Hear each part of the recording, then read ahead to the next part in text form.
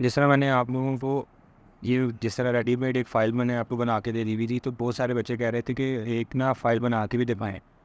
तो अब मैं जिस तरह मैंने आपको पॉइंट नंबर 2 जो अपना है, उसमें मैंने एक रेडीमेड फ़ाइल का भी ज़िक्र किया हुआ और एक फ़ाइल बनाने का भी किया, न्यू फ़ाइल एज़ वेल। तो मैं अब ये ना न्यू फ़ाइल बनाने लगा हूँ। हालाँकि इसकी इतनी ज़रूरत नहीं होती, तो चलो लेकिन बच्चे कह रहे हैं तो मैं बना देता हूँ। वो बनाने का सारा प्रोसीजर बता देता हूँ। तो सबसे पहले इसमें 2-4 चीज़ों की ना आपने ध्यान रखने की, ये जो फ़ाइल बनी हुई है ना, ये वाली करंट, ये बनी हुई है इससे ये जो क्लाइंट है इनके अकॉर्डिंग बनी हुई है। लेकिन हर क्लाइंट का अपना-अपना हिसाब होता है। तो मतलब कि ये वैरी करेगी, इसमें को काफ़ी चीज़ें कम होगी, किसी की बढ़ जाएँगी, डिपेंड करता है आपके क्लाइंट के पे के क्या हिसाब है। तो कुछ चीज़ें इसमें आएँगी, कुछ नहीं आएँगी। तो ये एक समझ लें कि फॉर्मेट है, लेकिन इसमें आपने इसको लकीर के फ़कीर वाली बात नहीं करनी। सिर्फ़ इसको ही ये नहीं है कि जहाँ कोई वैल्यू नहीं आ रही आपने लिख देनी है, आपने अमेंड करना है उस हिसाब से कि जो आपका क्लाइंट है उसका डाटा भी देखना है, उस हिसाब से देख देख के बता आपने ये फ़ाइल बनानी है। तो स्टार्ट करते हैं। ये काफ़ी चीज़ें इसमें मैं ज़रा एक स्पीड से कर लूँगा, ताकि क्योंकि ये एक्सेल का काम है, तो ये आप लोगों को पता ही होंगे। जस्ट मैं कर रहा हूँ, आप लोग साथ साथ पता भी लगता जाएगा क्या क्या है। लेकिन मेरी कोशिश होगी कि मैं, चलो जिन्होंने नहीं किया हुआ तो मैं एटलीस्ट इनको ना बता दूँ कि ये क्या चीज़ है, क्या क्या क्या हो रहा है, क्या क्या फार्मूला यूज़ हो रहे हैं, मतलब फ़ाइल बनाने में क्या क्या क्या चीज़ें यूज़ हो रही हैं। सबसे पहले हमने अपनी जो शीट है ना, उसको एक फॉर्मेट में कर लिया। तो इसमें ये होगा कि ए के बाद B C D E F G जिस तरह है ना, तो आप ए के बाद अपने जो कॉलम है ना, उसकी विड्थ आपने 0.5 कर देनी है। राइट क्लिक करेंगे, वहाँ ये कॉलम विड्थ में जाएंगे, 0.5 करेंगे तो इस तरह ये ऊपर हो जाएगी। उसके बाद फिर अब हम मर्ज यूज़ करेंगे।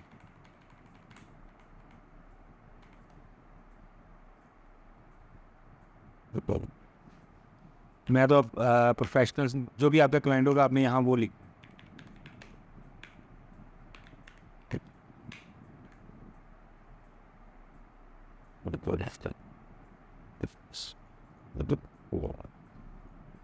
फोल्ड किया स्टाइल और अंडरलाइन भी कर दिया इसको, और थोड़ा सा ना इसके फॉर्मेट को बड़ा कर लिया। फिर अब आपने इसमें क्या करना है, इसकी ना आपने ऑलमोस्ट 4 या 5 शीट्स ना कॉपीज़ बना लेनी है। कॉपीज़ किस तरह बनती हैं, अगर आप देखें ना, मैंने इस शीट वैसे सेलेक्ट की हुई है। इस सेलेक्ट करने के बाद इस पर कंट्रोल प्रेस करूँगा और साथ में जो लेफ़्ट माउस का लेफ़्ट क्लिक करना उसको प्रेस करके ड्रैग करूँगा, तो ऑटोमेटिकली शीट बन जाएगी। इसका मैं नाम चेंज कर लेता हूँ, AL, asset and liability, computation,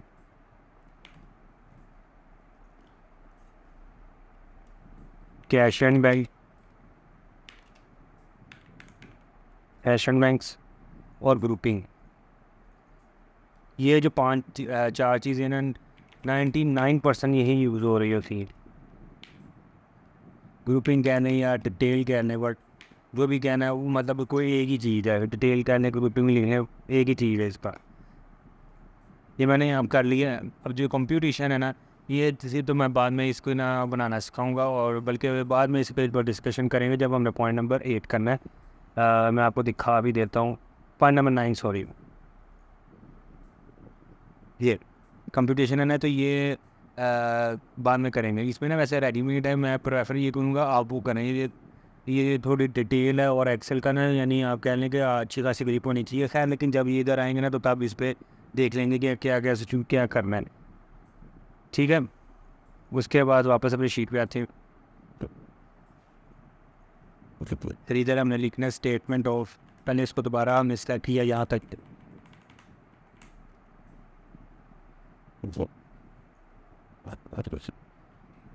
margin centre, statement of. अब मैं EL में आ रहा हूँ, EL बनाने लगा हूँ, जो मेन फीस होता है, एसेट है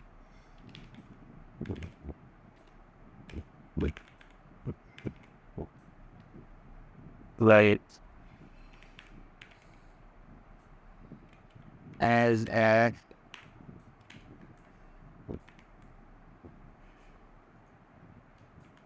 और अब ये दोबारा सिलेक्ट करेंगे, और इधर हम अपना रेलिवेंट जो टैक्स ईयर है ना, मार्च करने के बाद इधर हम टैक्स ईयर,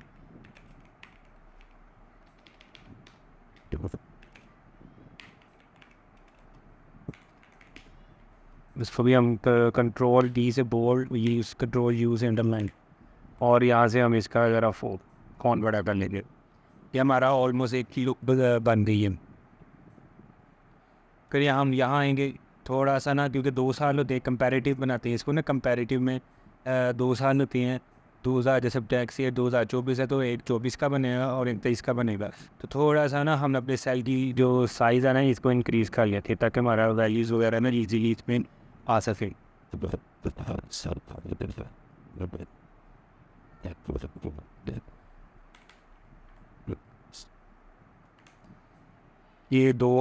ये हमने ना 4 सेल करेंगे हाईलाइट उस पर, और HBS करेंगे तो हमारा है ना ये बॉर्डर आ जाएगा। आप इस चीज़ को ना अगर आप लोगों को शॉर्ट कीज़ नहीं आते, तो अगर कोर्स आपने नहीं लिया हुआ यानी, तो आप ना इसमें मैंने आपको साथ साथ बोल भी रहा हूँ, ओल्ड प्रेस करके HBS करेंगे ना तो शॉर्ट कीज़ है जिस तरह ये बॉर्डर आ जाता है। तो अगर आपको ये नहीं आता, मतलब शॉर्ट कीज़ में नहीं जाना, तो आप जो ऊपर टैब्स बने हुए हैं ना इस पर भी जा कर सकते हैं। जैसे ये फ़ॉन्ट के टैब के अंदर ये बॉर्डर का है, तो आप यहाँ बॉर्डर सेट कर सकते हैं। इसमें 2 होते हैं, आउटसाइड बॉर्डर होता है या थिक आउटसाइड बॉर्डर होता है, इनमें 2 चीज़ें होती हैं। तो मैंने वैसे अभी जो फार्मूला लगाया था ना वो ये आउटसाइड बॉर्डर का था, तो मैं थोड़ी प्रेजेंटेशन बेहतर करने के लिए ना थिक आउटसाइड बॉर्डर को सिलेक्ट करता हूँ, ठीक है। उसके बाद मैं OLD HBO, जिससे ये अब दरमियान में ये अंडरलाइन आ जाएगी। वन दोनों को सिलेक्ट किए, एक अंडरलाइन आ गई है। लेकिन ये आप चीज़ यहाँ से भी कर सकते हैं, यहाँ आ जाएगी जी बॉटम वाला होगा, बॉटम बॉर्डर ये। तो ये आप करेंगे ना, अगर फार्मूला याद नहीं है होते आप लोगों से, तो आप इससे कर लें, ठीक है। इसको फिर हम मर्ज एंड सेंटर करेंगे, इधर लिखेंगे 30th जून। अब इधर आ जाएगा हमारा 2024 और इधर आ जाएगा 2023। इसको हम कंट्रोल डी और बोल्ड कर लेंगे, और इस वाले को हम 1 सेंटीमीटर, ठीक है। ये आप देखें थोड़ी हमारी फाइल की ना एक लुक बनना शुरू हो गई है।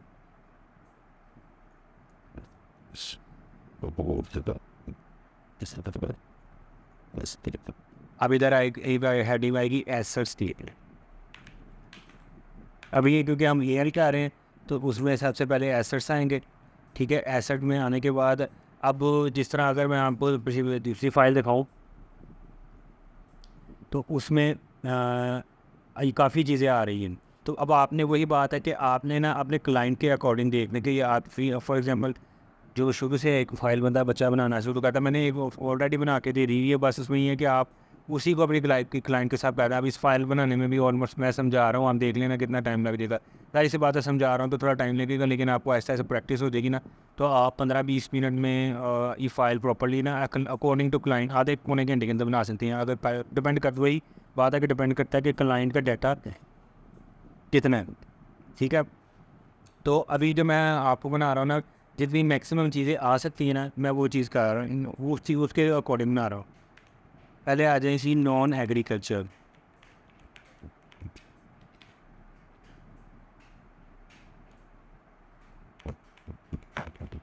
नॉन एग्रीकल्चर प्रॉपर्टी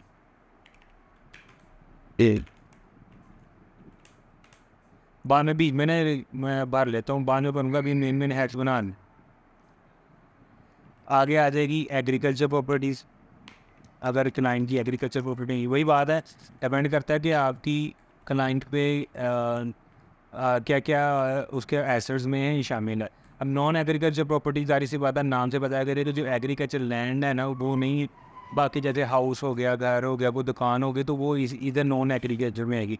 हाँ, अगर उसके पास कोई एग्रीकल्चर लैंड है, कोई फील्ड है या कोई खेत वगैरह, तो वो फिर एग्रीकल्चर प्रॉपर्टीज़ में आएंगी। तो मैं ना फ़िलहाल जो मैक्सिमम चीज़ें आ रही हैं मैं वो कवर कर लेता हूँ।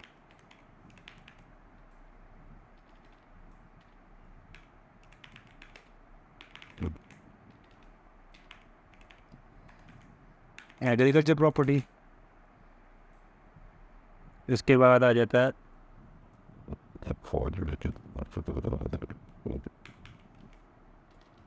wheelie vehicles,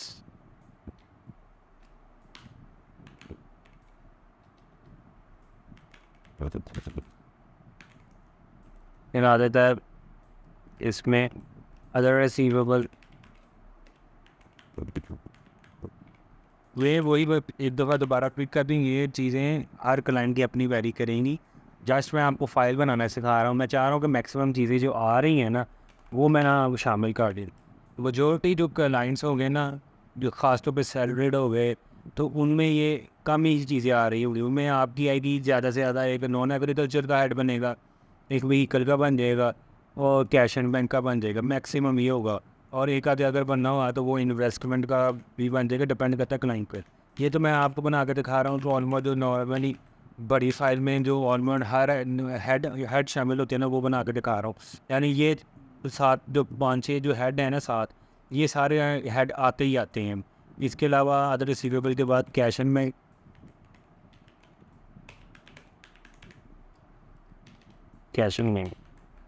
the most important. ठीक है जी, कैश एंड बैंक के बाद हमारा आ जाएगा इधर लेस लाइबिलिटी। एसेट साइड पूरी होगी और लाइबिलिटी में लेस लाइबिलिटी।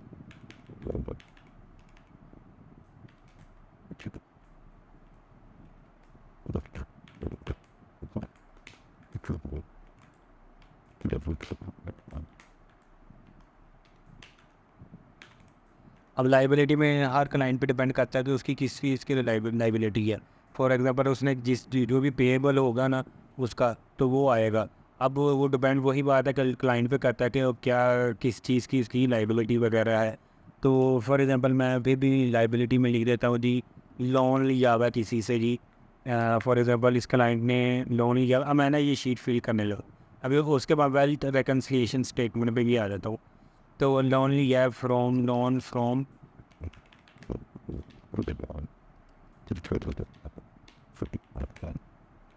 बैंक,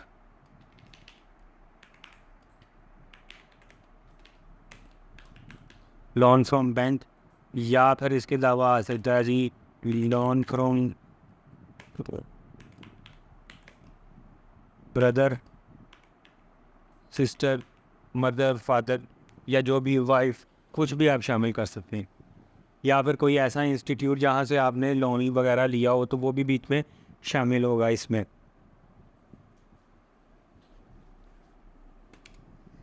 यानी लाइबिलिटी में कुछ भी आ सकता है। हाँ, और बाज़ का कुछ लोगों के ना बैंक से वो लोन ले लेते हैं, लोन ओवर ड्राफ्ट टाइप चली जाती है, तो वो फिर लाइबिलिटीज़ में आएगा। ठीक है, आप थोड़ा थोड़ा फिल करते हैं। एक और चीज़ अब दोबारा एक दफ़ा बता दूँ, ये जो हेड है ना, एसेट्स के कह रहा हूँ ख़ास तौर पे, ये जो 7 हेड हैं, ये नॉर्मली हेड्स में इंक्लूड ये 7-8 चीज़ें शामिल होती हैं। लेकिन मेजॉरिटी जो क्लाइंट्स हैं ना, तो वो उनमें इतनी चीज़ें नहीं आती। उसमें ये आती है, ये कैश एंड बैंक आ जाता है, व्हीकल आ जाती है, और नॉन एग्रीकल्चर, ये 3 चीज़ें आती हैं। चौथी बहुत ज़्यादा अगर आए भी ना, तो इन्वेस्टमेंट आती है। इसके अलावा ये 4 हेड के अलावा एग्रीकल्चर प्रॉपर्टी, ज्वेलरी हो गई, या फिर अदर रिसीवेबल हो गया, या तकरीबन ना होने के बराबर है। तो एट द एंड वही है कि आपने अपने क्लाइंट के हिसाब से देखना है कि वो आपका जो क्लाइंट है उसके क्या क्या चीज़ें हैं। वो आपने क्लाइंट से पूछना है कि भाई कि आपकी उसके एसेट्स में क्या शामिल है। आपने उससे पूछ लेना है कि आपकी एसेट्स कितने हैं, आपके एसेट्स में क्या क्या शामिल है। उसके बाद आपने फिर पूछना है कि लाइबिलिटीज़ में क्या क्या शामिल है। जो एसेट है उसमें आपने थोड़ी बहुत डिटेल ले लेनी है। एक्चुअली वैसे जब ये एक जब क्लाइंट आता है ना, जो टैक्स पेयर बनना चाहता है, तो उसको बताना पड़ता है कि आप लोग आपकी ये वाली प्रॉपर्टी है कि नहीं। लेकिन एक जो कंटिन्यूड क्लाइंट, जिस मतलब कंटिन्यूड क्लाइंट वो होता है जिस जो ऑलरेडी टैक्स पेयर होता है और कहीं ना कहीं से रिटर्न बनवा रहा होता है, तो वो आपको वैसे ही डाटा प्रोवाइड खुद कर देता है आपके कहने के बगैर ही। तो खैर, जब भी आप किसी की नई या नए क्लाइंट की बनाएं फाइल, तो आप इस तरह बनाएंगे। ये जो चीज़ें मैंने इसमें शामिल की हैं, ये चीज़ें बना लेंगे।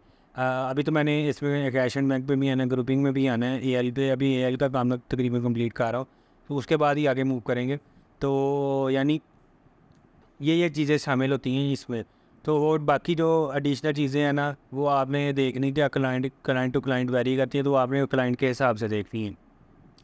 आगे मूव करते हैं। थोड़ा सा ना इसका एक फेस सा बना देते हैं, या फिर इसकी फिलिंग कैश वेल्थ रिकन्सिलिएशन के बात करें, बल्कि पहले का फिल कर लेते हैं। जैसे एक नॉन एग्रीकल्चर प्रॉपर्टी है जहाँ फॉर एग्जांपल ये बंदा रहता है, तो for example 15 M Model Town Lahore. लेकिन मैंने आपको बताया था कि एड्रेस के साथ साथ आपने लिखना है जी घर का जो रकबा है, यानी कितने मरले कनाल वगैरह का है। 1 कनाल हाउस होमा, ये आ गए 15 बीम मॉडल टाउन लाहौर, ये इस तरह लिख दिया जी। फॉर एग्ज़ाम्पल ये इसका घर था, इसके घर की वैल्यू ज़ाहिर सी बात है हमारे यहाँ एसेट की जो घर की होती है वैल्यू बढ़ती तो रहती है, लेकिन हमारे जो शुरू में कॉस्ट अमाउंट जिस पे हमने परचेज़ की होती है ना, रिटर्न में वही आ रही होती है। फॉर एग्ज़ाम्पल ये हमारे क्लाइंट ने लिया हुआ है। अब आप ये फ़िलहाल ये समझ लें कि ये क्लाइंट ना फर्स्ट ईयर आपके पास आया, नया क्लाइंट आया, आप उसकी नई फ़ाइल बना रहे हो। आप हमारा दिया हुआ वो जो प्री डिफाइंड जो फॉर्मेट आप उसको नहीं यूज़ कर रहे, नई फ़ाइल बना रहे हो। अब ये फ़ाइल किस तरह बन रही है मैं ये आपको चीज़ सिखा रहा हूँ। तो नया, आप ज़ाहिर सी बात है फर्स्ट ईयर उसका वो नया टैक्स पेयर है, नया क्लाइंट है, नया टैक्स पेयर है, तो उसके पास अभी उसे कुछ चीज़ें नई नई ली हुई हैं, तो 2023 का डाटा तो आपके पास नहीं होगा। तो बाज़ का वैसे आप मतलब कंपैरेटिव का डाटा भी खुद बना लेते हो। वो किस तरह बनाते हो कि कुछ लोग जो होते हैं ना, कुछ अकाउंटेंट्स होते हैं, तो मैं कुछ चार्टर्ड अकाउंटेंट की बता दूँ, वो जो अगर नया आता है ना नया टैक्स पेयर, तो ज़ाहिर सी बात है प्रॉपर्टी वगैरह तो होती है, लेकिन फाइलर वो अब जाके होता है, तो वो ना नॉर्मली जो प्रीवियस ईयर होता है ना वो सारा नील वगैरह रख देते हैं। नील रखने के बाद ना वो करंट ईयर में करते हैं, फिर ताकि जब अगले साल आता है तो फिर ये इधर ग्रे एरिया में पुट होगा और वो इधर आ जाता है। पर करंट ईयर जो अगले साल के हिसाब से होता है वो फिर अमेंडमेंट होती है। लेकिन मैं आपको प्रेफर करूँगा कि आप ना अगर आपको क्लाइंट ईज़िली डाटा दे दे ना, तो आप ये फ़ील कर लो जी, ज़ाहिर सी बात है एक घर लिया हुआ है, 50 लाख रुपए का लिया हुआ है।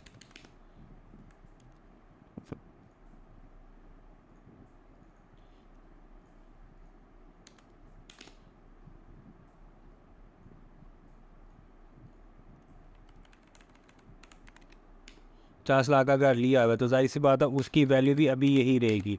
अब देखिए ये मैंने 2024 में क्या किया, मैंने इसका लिंक लगा दिया है इसके साथ। ज़ाहिर सी बात है आप लिंक भी लगा लें या डायरेक्ट ऐसे अमाउंट लिख दो तो एक ही बात है, कोई इसमें मसला नहीं। दूसरा घर है भाई जी, फॉर एग्ज़ाम्पल इनका है जी 10 शॉप्स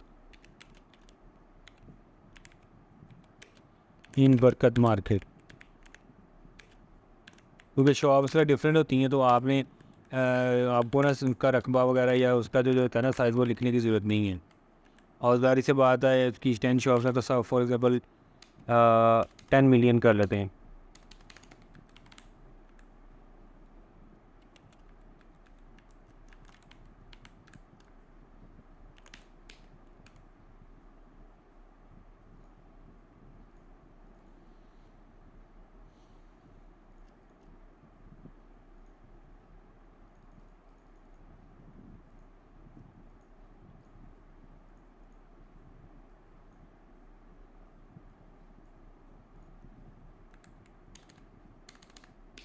ऐसे मैं आपको कहूँगा आप लोग भी ना इसको ब्लैंक ही रखना, जब अगर आपके पास नया क्लाइंट आता है ना तो ब्लैंक रखना। क्योंकि आप अपने कल को जब आपको आपके क्लाइंट को कोई नोटिस आता है ना, तो आप अपने जो टैक्स ईयर के हिसाब से आपने जो जिस टैक्स ईयर पे आपने काम किया होगा ना वही करना।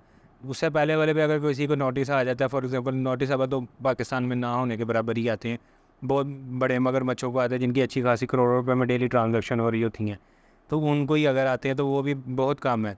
तो मैं तो आपको कहूँगा ये आप ब्लैंक रखें। इसकी वजह क्या है, मैंने आपको बताया कि आप अपने क्लाइंट के ना लायबल सिर्फ इस टैक्स ईयर के हो गए।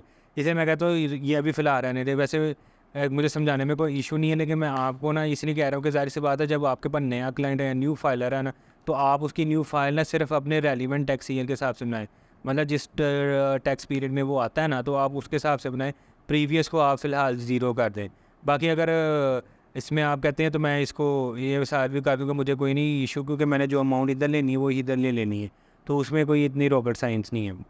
तो मैं ना इसको फ़िलहाल ज़ीरो कर रहा हूँ, आप इसके अकॉर्डिंग ही चलें। मैं जैसा आपको समझाने के लिए कर रहा हूँ, बल्कि आप कर ही लें, फिर ये ना हो कि बाद में आप लोग में से कोई कहे कि टाइम बचा रहा है। खैर आगे मूव करते हैं, एक और इसमें से कर लेते हैं जी। प्लॉट लिया हुआ है 15 मरला प्लॉट इन DH लाहौर। वो भी हम कर लेते हैं 60 लाख। हालांकि इतने सस्ते नहीं हैं, फिर भी लिखने में क्या अर्ज है। ठीक हो गया। इसको अब हम ओल्ड HBS कर लेते हैं, बॉर्डर लगा लिया ओल्ड HBS, इसका हमने सम लगा लिया।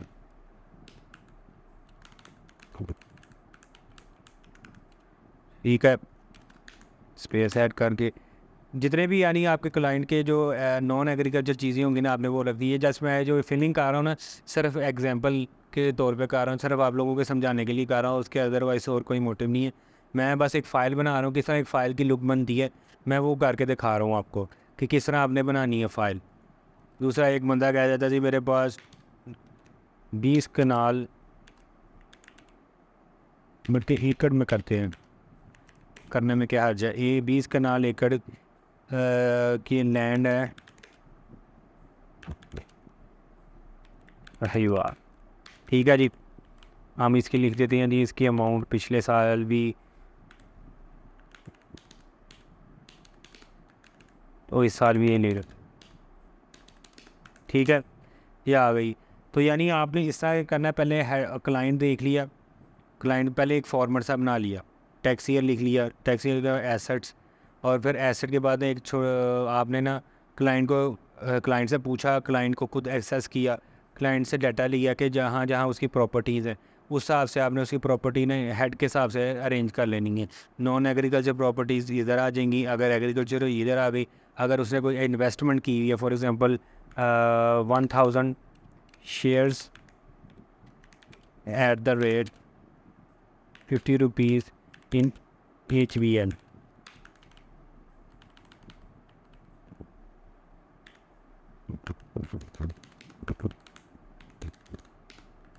इस तरह आ गई। आप ना ये अब ग्रुपिंग में ना बहुत सारे बच्चे पूछ रहे थे ग्रुपिंग में क्या क्या क्या शामिल होता है। देखें, ग्रुपिंग की कोई स्पेशल या स्पेसिफिक कोई चीज़ नहीं है। आप इन लोगों जैसे अब ये जो डिटेल आ रही, आप इसकी बना सकते हो एक डिटेल नॉर्मली जो चलती है। कोई उसके बाद फॉर एग्जांपल किसी क्लाइंट ने ग्रुपिंग में, अब ग्रुपिंग में फॉर मैं ये ग्रुपिंग के रिलेटेड बता रहा हूँ, अगर किसी क्लाइंट ने कोई चीज़ बेची है, फॉर एग्जांपल उसने अपना कोई लैंड बेची है, तो फिर उसकी एक डिटेल बना देंगे इतनी, यानी गेन की एक डिटेल बना देंगे ग्रुपिंग में। फिर आगे अभी मैंने ना आपको अब नेक्स्ट मैंने आपको बैंक स्टेटमेंट टाइप करना सिखानी है, तो आगे जाके तो वो बैंक स्टेटमेंट जो मैंने आपको सिखानी है ना, उसमें बैंक चार्जेस आते हैं। अब जाहिर सी बात है, एक बंदा जो नॉर्मल क्लाइंट होता है ना, उसके 2 से 3 4 बैंक ज़रूर होते हैं, तो हर बैंक के ना अपने चार्जेस काटते हैं। बैंक चार्जेस में क्या होता है, बेसिकली बैंक चार्जेस होते हैं बैंक जो अपने चार्जेस काटता है। फॉर एग्जांपल एक बंदे का अकाउंट है HBL में, वो और साथ उसने ATM कार्ड बनवाया है। अब ATM कार्ड नया बनवाया ना, या फिर हर साल ATM कार्ड के ना चार्जेस डिडक्ट होते हैं। तो कोई बैंक, किसी बैंक के 1500 होते हैं, किसी बैंक के 1800 होते हैं, वो डिपेंड करता है कार्ड पे और बैंक पे, तो हर साल डिडक्ट होते हैं वो। तो फिर वो बैंक चार्जेस में ना ज़ाहिर सी बात है ऑटोमेटिकली आपके अकाउंट में से डिडक्ट हो जाए। फॉर एग्जांपल आपके अकाउंट में 10,000 रुपया डाला हुआ है, 2,000 आपके ये बैंक चार्जेस ऑटोमेटिक डिडक्ट हो जाएंगे, क्योंकि जी बैंक ने अपने चार्जेस ले लेने हैं। हाँ, तो वो 2,000 माइनस हो जाएंगे। तो इस तरह की जो बैंक के रिलेटेड जो चार्जेस वगैरह होते हैं ना, वो सारे फिर आप ही इस तरह करते हैं। एक और होता है जी जैसे अब टैक्स, ये जैसे अब ये टैक्स पीरियड चल रहा है आजकल, तो बहुत सारे क्लाइंट जाएंगे अपने रेलिवेंट बैंक्स, वहाँ जाके कहेंगे कि भाई मैंने अपनी टैक्स रिटर्न जमा करवानी है ना, तो मुझे ना बैंक स्टेटमेंट दे दे। जो मैं आपको बताता हूँ ना, जो हमें क्लाइंट से सबसे इंपॉर्टेंट चाहिए होती है, वो जाता है ना बैंक वाले, तो निकाल के दे देते हैं, वो उसके कॉपी करके दी और फ़ौरन उसको दे दी, तो वो तो सिंपल सी चीज़ है, बंदा चला जाता है। लेकिन साल बाद जब वो उसको देखता है ना, साल बाद क्या कुछ देर बाद ही एक आ जाता है उनको नोटिफिकेशन की डुप्लीकेट बैंक स्टेटमेंट आपने ली है हार्ड कॉपी में, तो उसके चार्जेस 30 रुपये कटेंगे। अब अगर फॉर एग्जांपल एक बंदे के पास ATM कार्ड है, ये बेसिकली मैंने समझाना आगे बैंक, जब हमने आगे जाके बैंक टाइप करना सीखना था ना, उसका एनालिसिस तब समझाना था, लेकिन थोड़ी अब डिस्कशन हो गई है तो मैं बता देता हूँ, क्योंकि आगे ना ये थोड़ा रिलेट करेगी ये ग्रुपिंग में जो डिटेल होती है ना उसके लिए। तो एक बंदे के पास ATM कार्ड है HBL का। अब ज़ाहिर सी बात है, आपको पता है कि अगर वो HBL की ATM से जाके पैसे निकलवाएगा ना, 10,000 फॉर एग्जांपल या 20,000 निकलवाता है, तो उसको ATM चार्जेस यानी नहीं पड़ेंगे। अब ज़ाहिर सी बात है, अगर वो किसी और HBL का कार्ड किसी और बैंक फॉर एग्जांपल मिज़ान के ATM में यूज़ करता है, तो तब इसको ना विड्रॉल चार्जेस पड़ेंगे, वो 23.44 रुपीज़ होते हैं। तो इस तरह की जो आती है ना ATM, इस तरह के जो चार्जेस होते हैं, जैसे चेक बुक ली है बैंक से तो उसके चार्जेस हैं, वो फिर बैंक चार्जेस में आते हैं। ATM कार्ड लिया है तो उसके चार्जेस हैं, वो बैंक कार्ड से आते हैं। डुप्लीकेट स्टेटमेंट ले ली है, उसकी आ गई। फिर कैश विड्रॉल करवाया है ATM के थ्रू, तो या फिर बैंक ट्रांसफ़र किया है, ज़रूरी नहीं है ATM के through, bank transfer banking app के थ्रू आपने किसी और जोन सा बैंक है ना उस बैंक के अलावा किसी और बैंक में करेंगे ना तो वो फिर चार्जेस करते हैं। जैसे फॉर एग्जांपल वो मेज़ान बैंक है, मेज़ान टू मेज़ान करेंगे चार्जेस नहीं बढ़ेंगे, लेकिन ये सर्टेन अमाउंट तक बड़ी अमाउंट जाए तो उस पर भी करते हैं।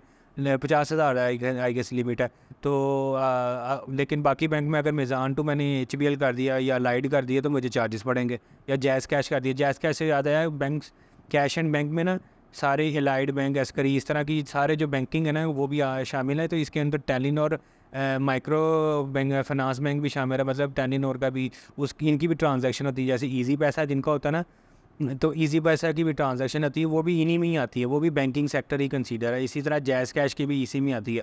बहुत सारे लोगों को अगर पता है तो नया पे या सादा पे आ रहा था, उनकी भी इसी तरह स्टेटमेंट डाउनलोड होती है, वो भी इसी तरह ही आती है।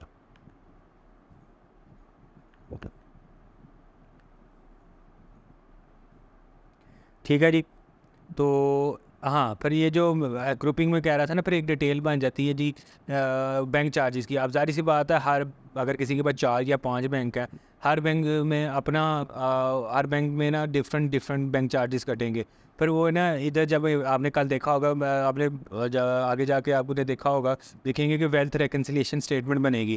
तो जब आपको AL में आपने देखा होगा कि जैसे वेल्थ रिकन्सिलिएशन स्टेटमेंट है, जिसमें मैं आपको दिखा देता हूँ, अभी लास्ट हमने की थी ये। तो इसमें आपने देखा था कि वेल्थ रिकन्सिलिएशन स्टेटमेंट में भी बैंक चार्जेस आ रहे थे। तो ये बैंक चार्जेस आ रहे थे। अब जारी सी बात है, अगर आप इस क्लाइंट को देखें ना, इसके बाद माशाल्लाह तकरीबन 8 बैंक थे। अब हर बैंक में ऑलमोस्ट किसी ना किसी बैंक में तो कोई चार्जेस कटे ही होंगे। तो अब ज़ाहिर सी बात है, अब फेस पे सारी अमाउंट्स लिखना तो वो अजीब सी बात लगती। तो फिर एक डिटेल बन गई थी। अब देखें ना, ये ग्रुपिंग में जा रही है, तो ग्रुपिंग में गए थे तो डिटेल बन गई थी कि भाई दुबई, यानी इनका दुबई इस्लामिक बैंक था, अकाउंट नंबर ये था। फिर दूसरा भी दुबई इस्लामिक बैंक था, अकाउंट नंबर ये था, उसमें इतने अमाउंट कटे थे, इतने अमाउंट कटे। अब तो मैंने ज़ीरो कर दी क्योंकि ज़ाहिर सी बात है मैंने कंपैरेटिव बना लिए। फिर बैंक अल हबीब था, अकाउंट नंबर ये था, उसमें इतनी अमाउंट कट गई, ये एक डिटेल बन गई। फिर उसका सम डायरेक्ट इधर आता है AL में। तो ये एक नीट क्लीन और एक प्रॉपर जो होता है ना, प्रॉपर जो फर्म्स लेवल का, यानी अगर कोई बच्चा आर्टिकल कर रहा है या करने जाना है ना आगे, तो ये जब ये जो अगर वो कोर्स ये ले लेगा ना, तो ये जो जितना भी मैं आपको सिखा रहा हूँ ना, ये उसके फिंगर टिप पे होगा। ये न्यू बच्चा होके भी ना, न्यू इंडक्शन होगी ना, तो ड्यूरिंग वो प्रोबेशन पीरियड ही, अगर टैक्स पीरियड के दरमियान अगर कहीं जाता है ना, ड्यूरिंग प्रोबेशन पीरियड ही वो ये सारी चीज़ें खुद कर लेगा, उसको सब पता होंगी। वरना उधर जाके सीखना पड़ता है, वहाँ सिखाने वाले आपके सीनियर्स ही होते हैं, और जो सीनियर्स होते हैं ना उनके फिर तल्ले करने पड़ती हैं। और इस तरह की चीज़ें सारी सी बात है, सीज़न में लोग फिर वो कहते हैं कि हम अपना काम करें, किसको समझाएं। तो वो जो आप लोग देखते हैं, पर आपको 2 महीने 3 महीने 4 महीने तक समझ नहीं आती, 2-3 महीने देखते हैं, फिर जाके कहीं आपको एक आधा छोटा क्लाइंट मिलता है, और यानी इस चीज़ में आपको 6-7-8 महीने लग जाते हैं। तो ये चीज़ मैंने आपको पहले ही सिखा दी है कि जब आप आगे किसी कोई बच्चा आर्टिकल वाला बच्चा जाता है ना, तो वो ये चीज़ उसके फिंगर टिप पे होगी, उसके लिए तो कुछ भी नहीं है ये सारी चीज़ें।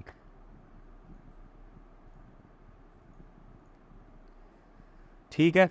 तो ये डिटेल मतलब डिटेलिंग या ग्रुपिंग में जो चीज़ें आती हैं ना, वो कोई इतनी स्पेसिफिक नहीं है कि कोई क्या आएगा क्या नहीं आएगा। इसमें आपने इजी रहना है।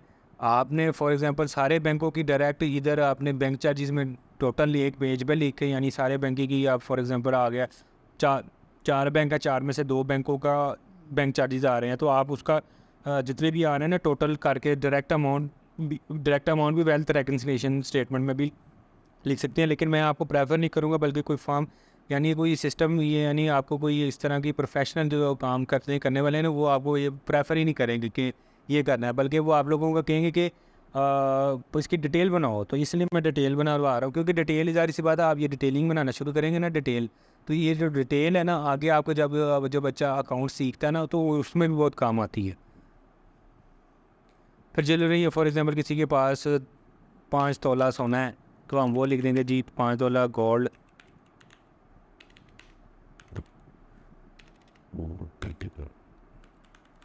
5 तोला गोल्ड है जी, उसकी वैल्यू फॉर एग्जांपल 10 लाख है, 1 मिलियन में।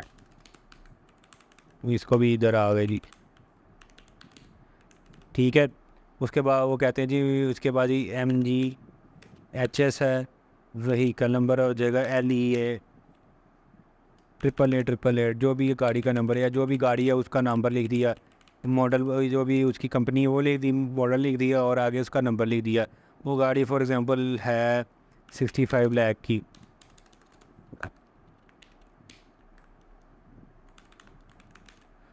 जिसे फिर अदर रिसीवेबल में फॉर एग्ज़ाम्पल हमने कहना जी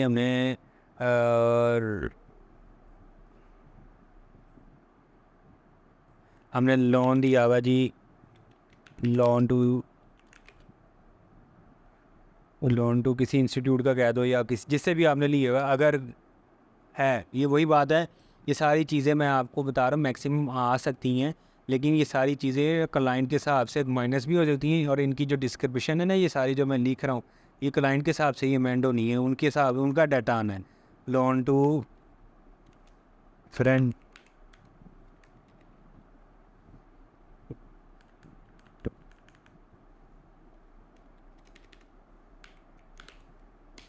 और हमने कितना लेना जी, लोन लेना है उसे 10,000 रुपये लेना है, ठीक है। कैश एंड बैक आ गए जी, cash in hand,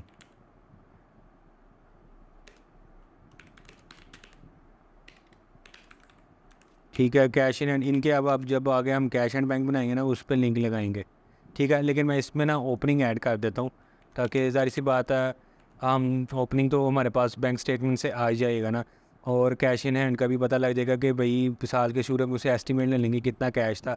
new client के हिसाब से बता रहा हूँ, अगर ओल्ड क्लाइंट हुआ तो वो उसने उसके पास तो डाटा होगा, उसने आपको बता देना। फॉर एग्जाम्पल इसके पास इस क्लाइंट के पास 5,000 था, ठीक है। इसका लिंक लग जाएगा आगे जब हम कैश एंड हैंड में जाएंगे उसके क्लोजिंग से।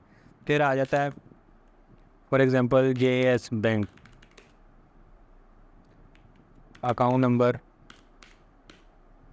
जो अभी आगे अकाउंट नंबर आ गया। फिर एक आ जाता है जी अलाइड बैंक, बेशक ब्रांच ना भी लिखें लेकिन सही तरीका के ब्रांच भी लिख दें कौन है। मैं तो जस्ट आपको एक फ़ाइल बनाना सिखा रहा हूँ, आगे डिस्क्रिप्शन जस्ट आपको एक फ़ोन एक नज़र आ जाए किस तरह फ़ाइल की लुक बनती है वो दिखा रहा हूँ। और एक और चीज़ कर लेते हैं, अच्छा जी जैज़ कैश कर लेते हैं क्योंकि ये चीज़ याद भी रहेगी।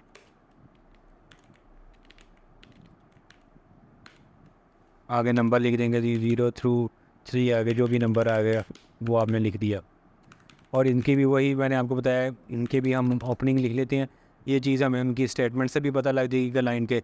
और अगर क्लाइंट नया नहीं है, पुराना क्लाइंट है तो वो ऑलरेडी डाटा देगा, उसे गिवन हो जाएगा।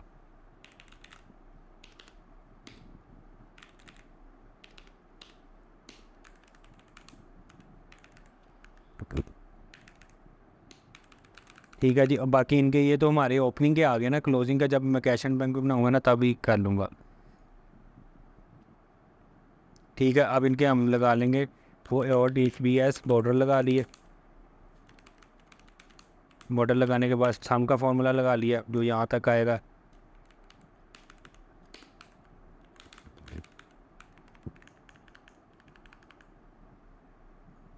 ठीक हो गया। अब देखें कि लुक बनना शुरू हो गई है। उसके बाद लाइबिलिटीज़ में चले जाएंगे जी, लोन फ्रॉम बैंक है जी। हमने इसमें ना बल्कि एक और यहाँ हम लगा लेते हैं,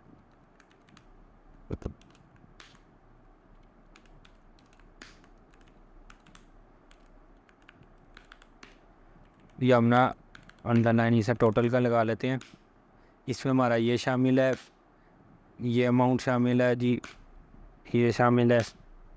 जो जहाँ जो आ रही होगी ना, अगर इसमें एक से ज़्यादा आती है तो फिर ज़ाहिर सी बात है आप इस तरह बॉक्स बना लेना, उसका सम लगा लेना। ये सिंपल सा काम है, एक्सेल की वर्किंग है। एक्सेल को जिनका काम करना होता तो वो उस पर भी कर लेंगे, कॉमन सेंस वाली बात है। ये लग गया। आगे इसका डाटा भी इसी तरह हम कॉपी पेस्ट कर लेंगे, ठीक है। ये हमारे टोटल एसेट आ गया।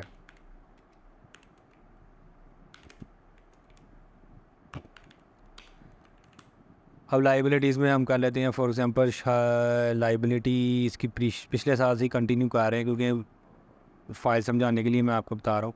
पिछले साल से भी 1 लाख रुपया लेना था और ये हमारी नील है।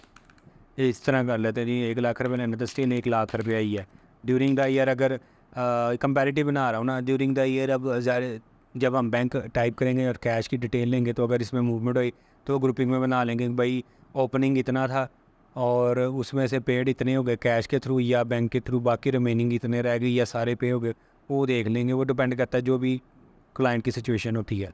ठीक है जी। फिर इसके बाद यहाँ अब आ जाएगा ओल्ड HBU, दोबारा ये लिखा और इसमें हमने प्लस करना जी टोटल एसेट्स माइनस, बल्कि इसमें ना एक और चीज़ कर लेते हैं, इसको भी बॉर्डर लगा लेते हैं। उसका सम आ गया,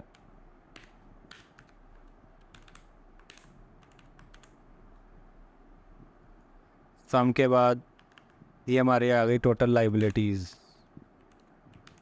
ठीक है जी, लाइबिलिटीज़ अब इधर हम लगा लेते हैं जी ओल्ड HBU। इसमें हमारा आ जाएगा जी ये हमारे एसेट्स माइनस हमारी लाइबिलिटी, और इसका हम यहाँ को कंट्रोल पेश करेंगे तो ऑटोमेटिकली लिंक और फॉर्मेट कॉपी हो जाएगा। अब हमने लगाना है चेक। हमारे चेक में भी डिफरेंस आएगा, उसकी वजह में अब जो बहुत सारे बच्चे हैं ना वो समझ जाएंगे, क्यों चेक को देख के समझ जाएंगे। देखो ये फ़र्क आ रहा है, और ये फ़र्क किस चीज़ का आ रहा है,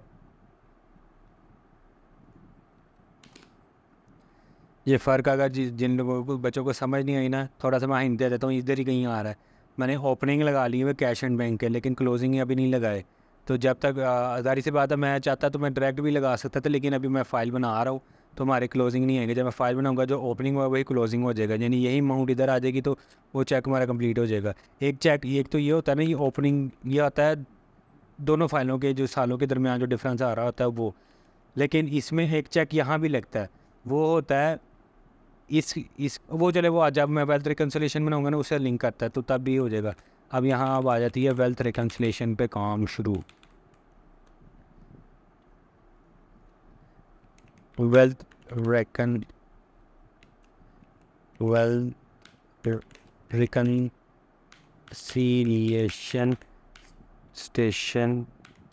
स्टेटमेंट।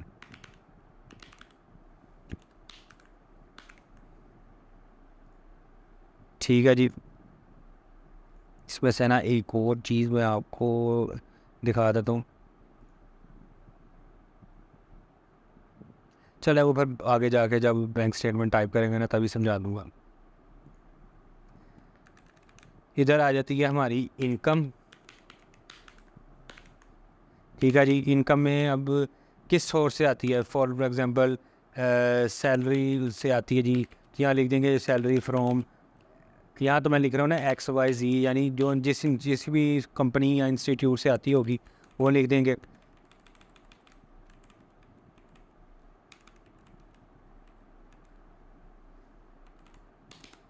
अभी तो मैं ना यहाँ डायरेक्ट ज़ीरो लिख रहा हूँ, लेकिन इसका लिंक लगेगा कैश एंड बैंक में। तो या फिर आपकी डिटेल में अगर एक बंदा एक से ज़्यादा कंपनी से सैलरी लेता होगा ना, फॉर एग्जाम्पल डबल जॉब करता है, तो फिर आ जाएगा उसकी ना डिटेल बनेगी, उसकी यहाँ डिटेल बन जाएगी। जो डिटेल बना यहाँ हम लिख देंगे, ऐसे मर्ज करके लिख देंगे डिटेल ऑफ सैलरी। आगे यहाँ लिख देंगे income from, for example HBL का एम्प्लॉई है तो इनकम फ्रॉम HBL, और दूसरा सैलरी रात को जी वो प्राइवेट जॉब किसी अकाउंट्स डिपार्टमेंट में करता है 2 से 3 घंटे, वहाँ से भी आती है। फॉर एग्जांपल कोई कह देंगे जी कोई कंपनी है income from for example accounts and accounts company, आगे फिर वो इधर अमाउंट लिख देंगे, और इनका यहाँ का लिंक लगेगा कैश एंड बैंक से। वो वैसे ये जो लिंकिंग है ना इंशाल्लाह ये जो मैं आगे जाके आपको वो भी समझाऊँगा, लेकिन फ़िलहाल अभी आप यही समझे कि आपने यही अमाउंट लिखनी है। ठीक है, बाकी जब वो लिंकिंग वाला सीन होगा ना, वो जब लिंकिंग करके भी दिखाऊंगा और लिंकिंग का रूल्स भी बताऊंगा ना, तो तब आपको ये चीज़ समझ आ जाएगी। फॉर एग्जांपल मैं वही बात है जिस तरह अभी यहाँ भी जो वेल्थ रिकन्सिलेशन है ना, उसकी भी सारी क्लाइंट के हिसाब से चीज़ें पता लगेंगी, किस सोर्स से इनकम आ रही है, कितनी कितनी इनकम आ रही है, ये सारी चीज़ें वही बात मैं आपको कह रहा हूँ क्लाइंट के हिसाब से लगेंगी। मैं वो फाइल बना रहा हूँ जिसमें मैक्सिमम चीज़ें आ सकती हैं, मैक्सिमम चीज़ें कवर हो सकती हैं, बाकी कम से ज़्यादा डिपेंडिंग अपॉन क्लाइंट है। बनानी किस तरह थी वो मैंने आपको सारी साथ साथ बना के दिखा भी रहा हूँ। तो और आगे क्या कहते हैं जी, इस property rental, income from rental, या आप इस तरह लिख लें रेंटल इनकम। और आगे ये वही बात अमाउंट लिख लें, ये भी वही है। इसका लिंक भी कैश एंड बैंक से लगेगा। लिंकिंग आगे जब करना सिखाऊंगा ना तो तब आपको इंशाल्लाह समझ आ जाएगी।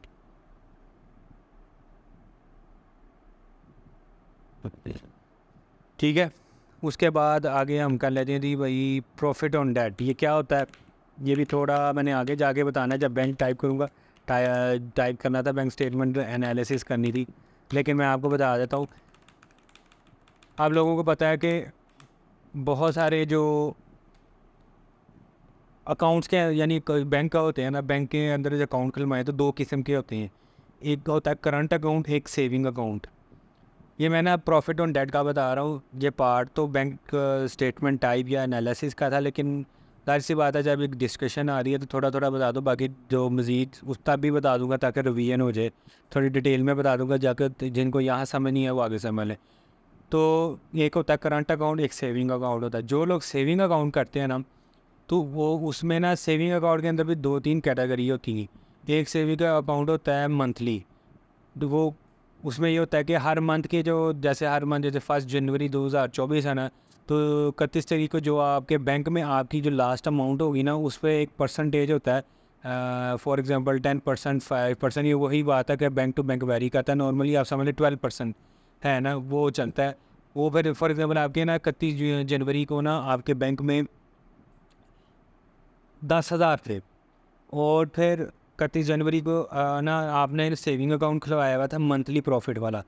तो ये हुआ ये सीन ये कि आपके 10,000 अमाउंट थी 31 जनवरी 2024 को। तो 31 जनवरी को ऑटोमेटिकली, क्योंकि सेविंग अकाउंट है, तो आपके अकाउंट में ना 12% के हिसाब से जो आपकी फ़िगर 31 जनवरी को लास्ट आ रही होगी ना रात 12 बजे तक, वो 10,000 जो है उस पर ना 12% ऐड हो जाएगी। लेकिन 12% ऐड होगी और इसमें से 15% एक टैक्स करता है 151।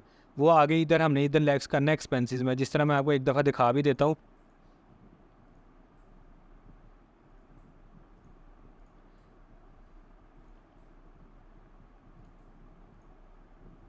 ये आ रहा है ना प्रॉफिट ऑन डेट, ये आ रहा था अंडर सेक्शन 151। वो एक टैक्स करता है, जाहिर सी वो किस चीज़ का टैक्स होता है, वो होता है कि जो हमें बैंक ने प्रॉफिट दिया है ना, तो बैंक उसमें टैक्स खुद काट लेता है। जो यानी जो हमें प्रॉफिट होता है ना, वो बैंक ही प्रॉफिट पे ना टैक्स काट लेता है। तो वो फिर हमारा लेस हो जाता है। जाहिर सी बात है, हमने एक चीज़ का टैक्स दे दिया तो अब हम अपनी इनकम में से लेस कर देंगे। हमने डबल टैक्सेशन तो करनी नहीं है, 2 दफ़ा थोड़ी कटवाना है। तो ये वो होता है, ये प्रॉफिट ऑन डेट वो होता है। और अंडर सेक्शन 151 होता है ना, जो आगे मैं एक्सपेंसेस में करूँगा, तो वो उस प्रॉफिट पे होता है। जैसे आपके पास 31 जनवरी 31 जनवरी को आपको पास पड़ा था 10,000 रुपया, ठीक है, और आपने मंथली प्रॉफिट वाला जो सेविंग अकाउंट खुलाया हुआ था, और फॉर एग्जांपल ये था 12%,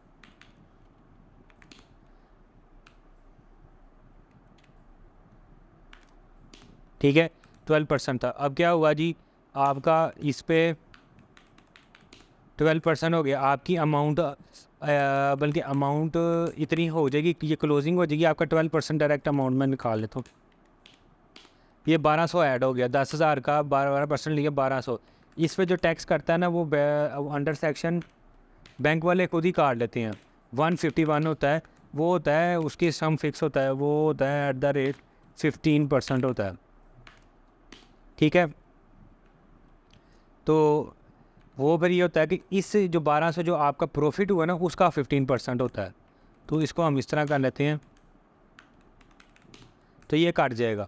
तो अब आपका मौजूदा क्लोजिंग बैलेंस हो जाएगा 10,000 आपका ऑलरेडी पड़ा हुआ था, 1200 आपका जो आपने सेविंग अकाउंट खुलवाया था वो, और उसमें से एक 151 का जो टैक्स काट गया ये। तो यानी अगर हम देखें नेट टैक्स निकाल के, आपको 1,020 रुपये का से आपको मुनाफा हुआ है, जिसको सूद भी कहते हैं इन अदर वर्ड्स। तो ये सूद आपको ये यानी जिस आपको नहीं, आपके जिस क्लाइंट ने अगर इस सेविंग अकाउंट खुलवाया होगा उसको मिलेगा। 10,000 उसका पड़ा था, उसने सेविंग अकाउंट खुलवाया था, उसको बैठे बैठे 1200 मिल गए, जिसमें से 180 रुपये बैंक वालों ने टैक्स काट लिया। और वो टैक्स अब हम यहाँ से इसमें से लेक्स भी कर लेंगे, यानी नेट प्रॉफिट आपको 1,020 रुपये का होगा, जो आपके बैलेंस आपके बैंक में ऐड हो जाएगा। जो आपके बैंक यानी 31 जनवरी 2024 के रात को होगा। अब यानी फर्स्ट फरवरी 2024 के स्टार्ट में, यानी जो क्लोजिंग था पिछले मंथ के स्टार्ट में, वो ही ओपनिंग हो जाएगा।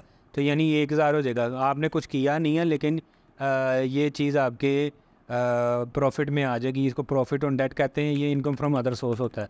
ठीक है, समझ आ गई। इसके बाद कोई फॉर एग्जांपल ये एग्रीकल्चर भी है, मैं जो भी है एग्रीकल्चर हो या जो भी हो, एग्रीकल्चर इनकम आ गई। मैं मैक्सिमम चीज़ें कर रहा हूँ। या फिर गेन ऑन, कोई इसने एसेट बेचा है, तो ये जो कैपिटल गेन वाला सीन जो है, गेन ऑन डिस्पोजल वाला, जो कैपिटल क्या होती है, इंशाल्लाह ये भी आगे जाके ना आपको 90 पॉइंट पे समझाऊंगा। तो ये आ गई। तो यानी जो सा भी सोर्स होगा ना, आपने लिख लेना, और उस सोर्स पे आपने अभी तो मैं यहाँ 0 लिख रहा हूँ ना, क्योंकि मैं फ़ाइल बना रहा हूँ। अभी तो फाइल 0 कुछ भी नहीं है, ना कोई कैश एंड बैंक है कुछ। तो आपने इधर या डिटेल का लिंक लगाना है, या फिर यानी ग्रुपिंग का ग्रुपिंग में लगाना है। आगे ग्रुपिंग आपको कैश एंड बैंक में लेके जा रही होगी, या फिर आप डायरेक्ट कैश एंड बैंक से लिंक लगा दें। ये हमारी इनकम आ गई है। अब हम आएंगे एक्सपेंसेस माइनस करेंगे जी इसमें।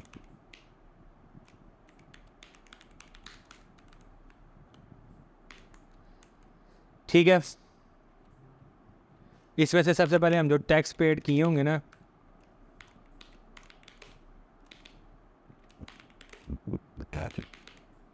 वो करेंगे। को इसके अंडर मुख्तलिफ अंडर सेक्शन होते हैं। अंडर सेक्शन 151 हो गया, जो मैंने आपको बताया था। उसकी भी डिटेल में आगे मैं तो आपको कहूँगा डिटेल बना ले। थोड़ा सा मैं ना आपको आगे जाके बना भी देता हूँ, तो थोड़ी एक लुक सी बना देता हूँ आपको इसकी भी।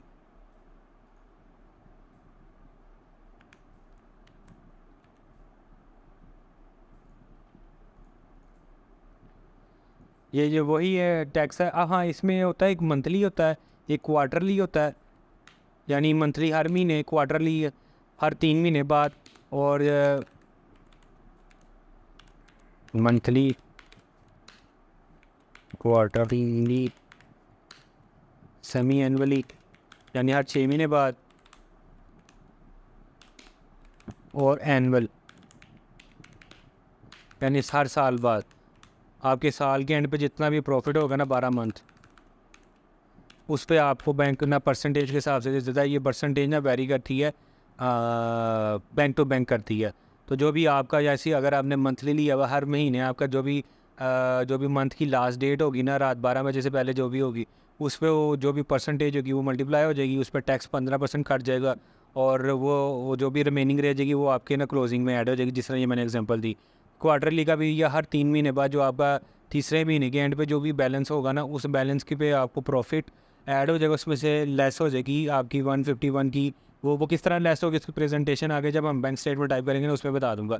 सेमी एनुअली का भी मतलब वही है, 6 महीने यानी जून के एंड पे जो भी आपके पास अमाउंट होगी, वो उस पर आपको प्रॉफिट ऐड हो जाएगा। उसमें से ये 151 का टैक्स लेस हो जाएगा। और एनुअल में मतलब 31 दिसंबर को जो लास्ट आपकी मतलब बैलेंस होगा ना 12 बजे तक, उस पर आपको प्रॉफिट ऐड हो जाएगा, और उसमें से लेस कर देंगे 151 का टैक्स। तो वो हो जाएगा। ठीक है, तो दूसरा इसमें होता है अंडर सेक्शन 149। ये किस चीज़ का होता है? 151 तो आपको मैंने बता दिया ना, प्रॉफिट ऑन डेट पे जो टैक्स करता है वो। 145 क्या होता है जी? एक बंदा जैसे सैलरी लेता है, किसी इंस्टीट्यूट से काम करता है ना, और वो जिस कंपनी से काम करता है, मतलब वो कंपनी जो टैक्स उसकी सैलरी पे काटती है ना, वो फिर हम लेस कर देते हैं। ठीक है, वो हम लेस कर लेते हैं। अभी मैंने 0 लिखा हुआ है, सारी सी बात है। आगे जब ये चीज़ मैं आगे जब अभी तो मैं आपको फ़ाइल बनाना सिर्फ सिखा रहा हूँ ना, आगे जब मैं आपको वो जो दूसरी जिसमें हमने कंपैरेटिव किए हैं वो कंप्लीट करूँगा ना, तो उसमें आपको ये समझ आ जाएगी। और भी 2-3 टैक्सेस होते हैं अंडर सेक्शन 236। तो 236 सी हो गया, टू यानी टोकन टैक्स हो गया। तो आप उसका अंडर सेक्शन लिख लें, या टोकन टैक्स लिख लें। टोकन टैक्स जो ये पे किया था उसकी अमाउंट लिख लें, या एग्रीकल्चर टैक्स दिया हुआ है उसकी अमाउंट लिख लें। यानी जितने भी टैक्सेस होते हैं ना, वो आपने लेस कर देंगे सबसे पहले। ठीक है, लेस करने के बाद मतलब अभी तो मैं सिर्फ 0 लिख रहा हूँ ना, इसमें आपको भी फिगर ले सकती हैं, क्योंकि मेरे पास इस बार अभी कोई डाटा नहीं है। मेरे पास जो है ना वो है। मैं तो आपको नई फाइल बनाना सिखा रहा हूँ किस तरह बनती है। तो और ये एक अजम्पशन पे सारा डाटा लिया गया है। बाकी आपने अपने क्लाइंट के हिसाब से ही डाटा मेंट करना है। किसी क्लाइंट में एग्रीकल्चर प्रॉपर्टी आ रही होगी, आपने ऐड कर दी, नहीं आ रही होगी आप चुप करेंगे, इसको ख़त्म कर देंगे। तो ये सारा सिनेरियो है, ठीक है। फिर उसके बाद ये इस पर हम टोटल ये टैक्स की एक अलग डिटेल बना लेनी है, और उसमें से ये सारे टैक्सेस को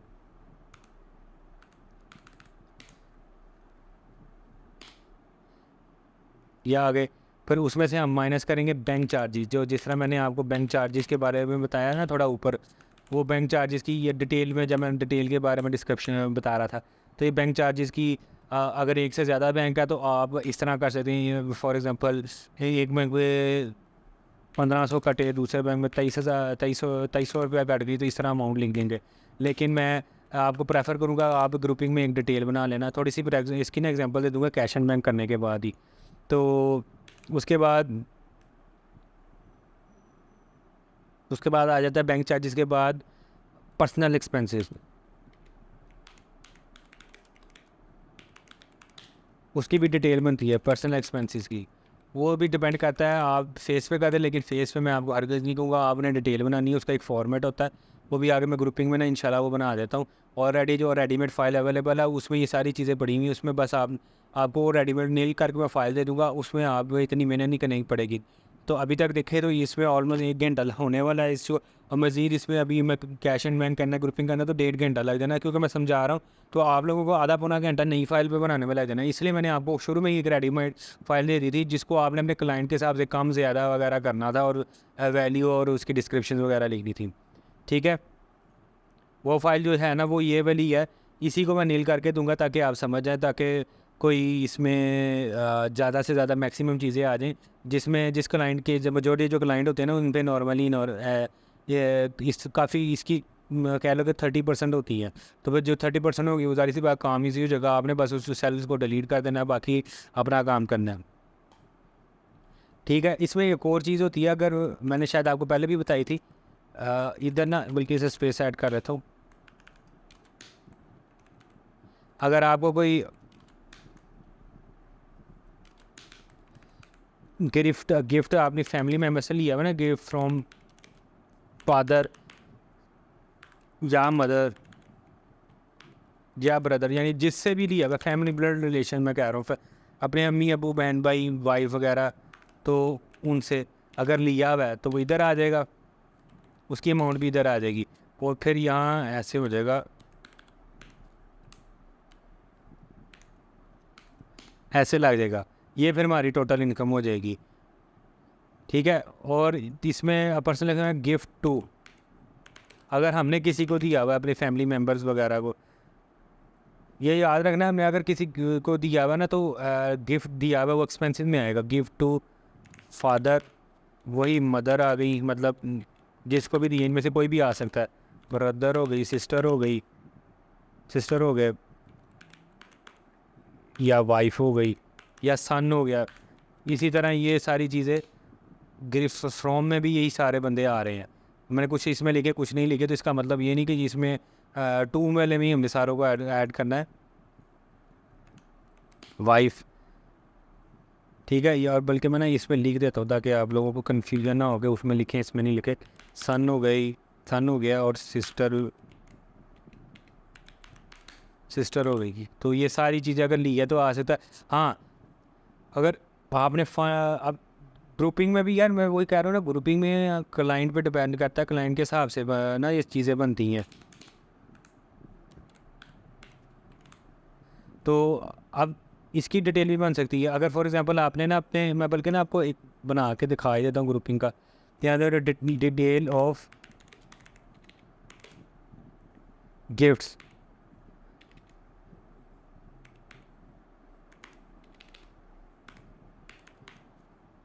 अब डिटेल आप मुख्तलिफ एक ही के अंदर बना सकते हैं, तो एक से या अलग-अलग भी बना सकते हैं। फॉर एग्जांपल मैं ना आपको तो फादर के हिसाब से बता देता हूँ,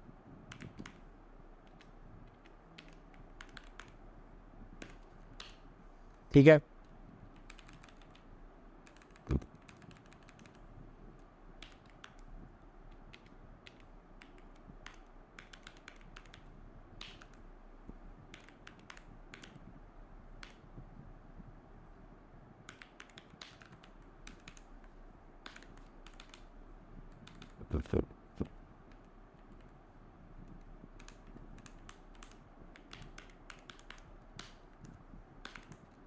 अमाउंट आ गई।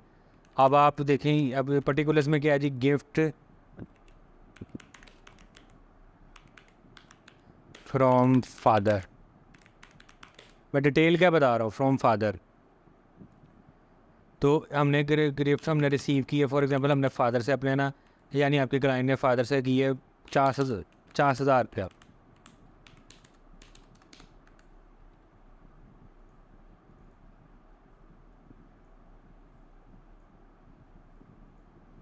ठीक है जी। फिर आपने ना फादर को भी दिए, पैसे दिए। बेसिकली जो आपस की ट्रांजैक्शन है वो गिफ्ट हो जाती हैं। तो ज़रूरी नहीं कि गिफ्ट का मतलब है कि आपने बाकी गिफ्ट कर दी है। आपने कुछ फादर से लिए होंगे, तो हमने उसकी ट्रीटमेंट गिफ्ट में दिखानी है। ये जो मैंने जितनी इधर एल में लिखी ना, इन सब की ट्रीटमेंट सिर्फ गिफ्ट में होगी आपस की ट्रांजैक्शन को। हाँ, अगर कोई स्पेसिफिक हुई है आपकी, फॉर एग्जांपल आपके फादर ने, आपके क्लाइंट के फादर ने पैसे दिए हैं लैंड ख़रीदने के लिए, तो फिर उस वे में तब वो गिफ्ट नहीं हमको करेंगे, तो कंसीडर करेंगे। फिर हमने लैंड परचेज़ की होगी तो हम लैंड में उसकी अमाउंट को लेकर चले जाएंगे। फिर हमने किया जी gift to father. For example हमने 50,000 लिए, उसमें से ना दे दिए हमने अमाउंट फादर को ना 50 में से दे दी 35,000 रुपया।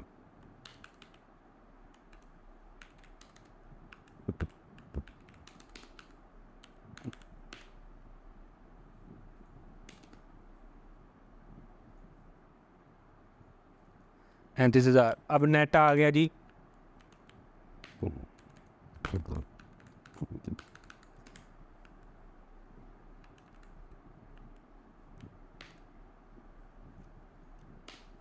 अब इसमें से माइनस होना, सॉरी,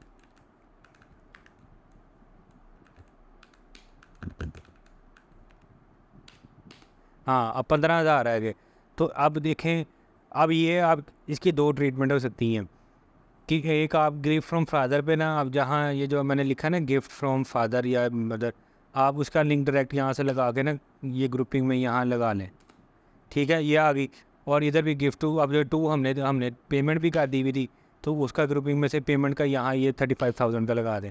लेकिन जो प्रॉपर तरीका होता है ये भी ठीक है, लेकिन इसमें जो प्रॉपर तरीका है ना, वो ये है कि देखें, आपने लिए ज़्यादा थे और दिए कम, तो आपने जो नेट आ गया ना, नेट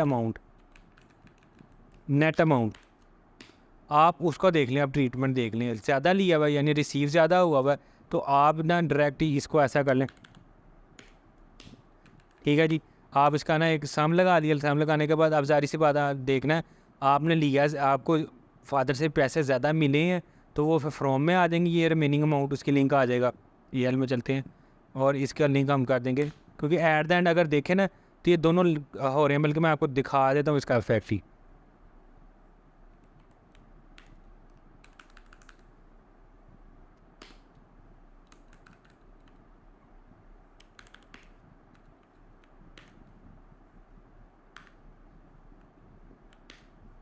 इनकम में से एक्सपेंसेस माइनस, तो ये देखें अब 15,000 का अभी क्योंकि अब और कोई चीज़ आ नहीं रही, अभी हमें रिसीव और इनकम में फादर 50,000 आ रहे हैं, नेट इफेक्ट उसका टोटल आ रहा है 15,000 रुपये।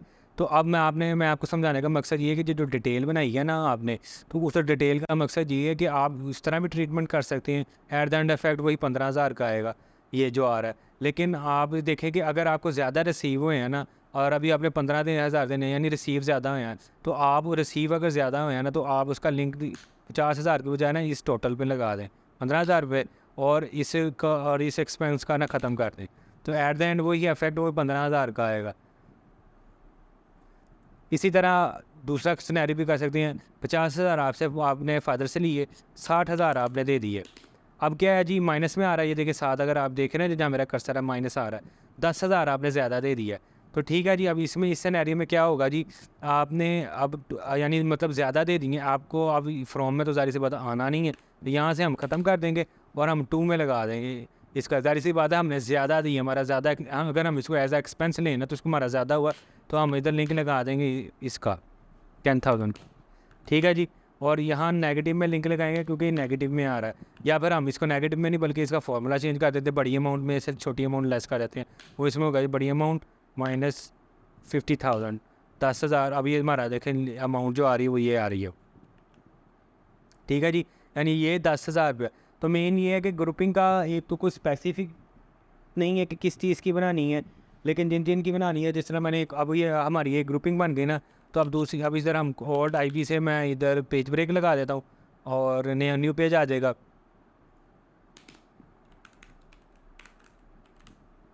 ठीक है जी, न्यू पेज आ गया, ये कर लिया। अब दूसरा एक मैं बना देता हूँ जी बैंक चार्जेस का जी, डिटेल ऑफ, मैं कहा चलो ये साथ हम डिस्कस कर रहे हैं तो कर लें, डिटेल ऑफ बैंक चार्जेस। ठीक है जी, डिटेल ऑफ बैंक चार्जेस है, इधर हम पर्टिकुलर्स,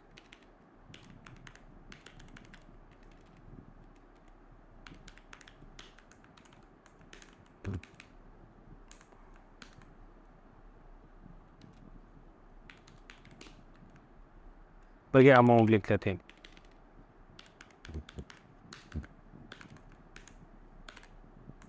ठीक है जी, ये आ गया। अब फॉर एग्जांपल जो भी बैंक आ रहे हैं ना जी, जिस बैंक से भी आ रहा है, मैं डायरेक्टली ना एल में जो ऐड किए हैं ना, मैं सपोज कर लेता हूँ इन सब से ही आ रहे हैं, या मुझे लिखने की ज़रूरत नहीं है ना, मैंने JS बैंक लिख दिया है। आप अपने हिसाब से लिख सकते हैं, मैं टाइम सेव करने के लिए बस आपको इस तरह डायरेक्ट लिंक लगा रहा हूँ। आप ये लिंक भी लगा सकते हैं या आप डायरेक्ट ख़ुद भी टाइप कर सकते हैं बैंक का नाम। ठीक है जी, अब दूसरे, अब यहाँ जो लिंक लगेगा ना, वैसे जो अमाउंट आती है ना यहाँ लगनी थी कैश एंड बैंक में जो बैंक चार्जेस हुए हैं, लेकिन जाहिर सी बात है अभी मैं समझा रहा हूँ और हमारे कैश एंड बैंक में कुछ नहीं है, तो मैं फॉर एग्जांपल कह देता हूँ जी इसका 5,000 था, इसका अब हम कर लें 1,500 कर लिया, इसका कर लें जो भी रैंडम अमाउंट आ गई है वो।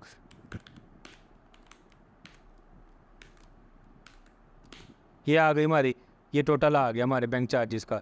तो अब हमें इधर बैंक चार्जेस में जो मैं आपको समझा रहा था ना, इधर अब लिंक लगना था या डायरेक्ट कैश एंड बैंक से लगना था, लेकिन हमने डिटेल बना ली और डिटेल पे हमने इधर आके इसका लिख दिया, लिंक लगा दिया। अब अलग-अलग लिखने नहीं, देखें ना एक सिस्टम में सिस्टमेटिक है। अगर फॉर एग्जांपल बात का किसी को ना किसी क्लाइंट का आ जाता है FBO की तरफ से नोटिस कि आपने जो हमें रिटर्न भेजी है तो उसकी डिटेल डिटेलें बना के भेजें, तो ऑलरेडी हमने फ़ाइल बनाई होती है, हमने काम कुछ नहीं करना, हमने इसी के प्रिंट निकाल के उनको दे देनी है। तो मैं इसलिए कह रहा था, इसने छोटी छोटी चीज़ों की डिटेल बनाना भी सीख जाएंगे ना, तो आपको समझ आ जाएगी। इसी तरह मैं आपको एक और दूसरी डिटेल बना दूँ तो प्रॉफिट ऑन डेट की हो जाएगी, उसका भी यही होगा जिस बैंक में आ रहा होगा, प्रॉफिट ऑन डेट हो गई।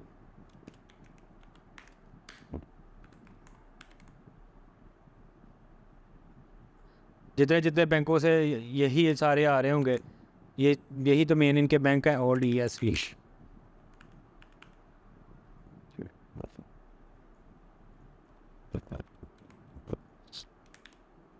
हम सपोज कर रहे हैं कि हमें सारे बैंकों से प्रॉफिट हुआ, ये सारी हमारी सेविंग है। तो मैं जस्ट समझाने के लिए कर रहा हूँ, आपने अपने क्लाइंट के हिसाब से देखना है उसका कौन कौन से सेविंग है, कौन कौन से नहीं है। ठीक है जी, ये प्रॉफिट ऑन डेट आ गया। फॉर इसका भी ये लिंक लगना है कैश एंड बैंक से, प्रॉफिट ऑन डेट से। तो हम हमारे पास नहीं है तो हम कह लेते हैं फॉर एग्जांपल हमारा इसकी 2 किस्म की बन सकती हैं, लेकिन आप ये वाली करें जो सिंपल है।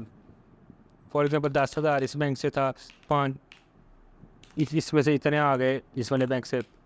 जैस कैश में कह ले तो आपके, वैसे जैस कैश करंट अकाउंट होता है तो नॉर्मली इसमें नहीं होते, क्योंकि है ही वो करंट अकाउंट रहता है तो इसमें शामिल नहीं होते। अब ये आ गए। अब हमने जो इधर प्रॉफिट ऑन डेट पे जो अमाउंट लगानी थी, अब 2 ऑप्शन थी, एक डायरेक्ट हम कैश एंड बैंक से लगा लेते, हर बैंक अपना अपना लिखते फॉर एग्जाम्पल, वो तो अब जब आगे मैं करके दिखाऊंगा तो वो तब भी है, लेकिन अभी मैं डिटेल इसलिए बना रहा हूँ कि डिटेलों में ज़्यादा एक खूबसूरत और एक तरीका प्रॉपर जो होता है ना, तरीका प्रॉपर वे काम करने का वो यही है। तो अब मैं डायरेक्ट इसका AL का ना इधर लिंक, AL में जो प्रॉफिट ऑन डेट है ना इधर लगा दूँगा, एक साफ पता लग रहा है जी। JS बैंक का अकाउंट नंबर ये है, उसमें इतनी अमाउंट हो, या लाइट बैंक है उसका अकाउंट नंबर ये है और इतनी अमाउंट हमें रिसीव हुई है और उसका टोटल का इधर आ गया।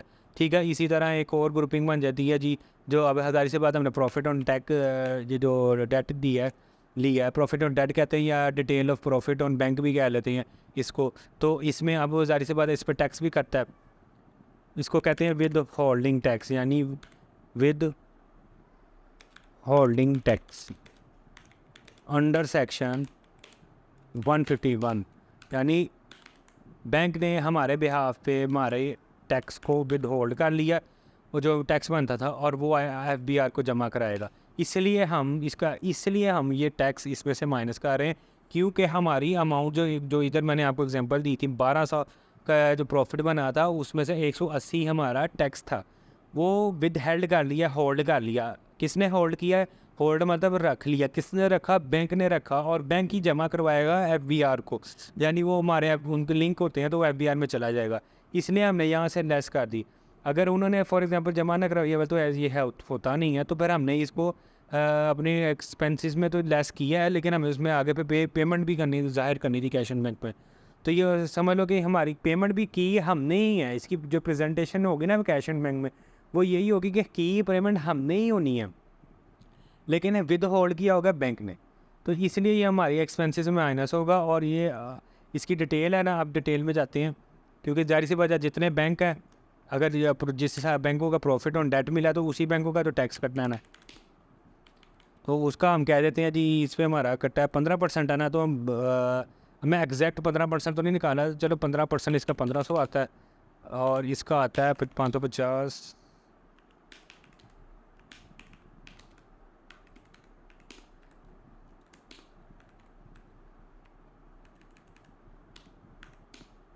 ये आता है, और ये जायज़ का इसको करंट अकाउंट होता है, तो हमारा इसमें ये प्रॉफिट ऑन डेट का है ही नहीं है। ये 233 हमारा ये क्या हो गया जी, ये 233 हमारा 151 है। अब इसका लिंक लग जाएगा ग्रुपिंग से, और ठीक है, ये तो समझ लगे ना। और इनके लागे लिंक लग रहे हैं कैश एंड बैंक से।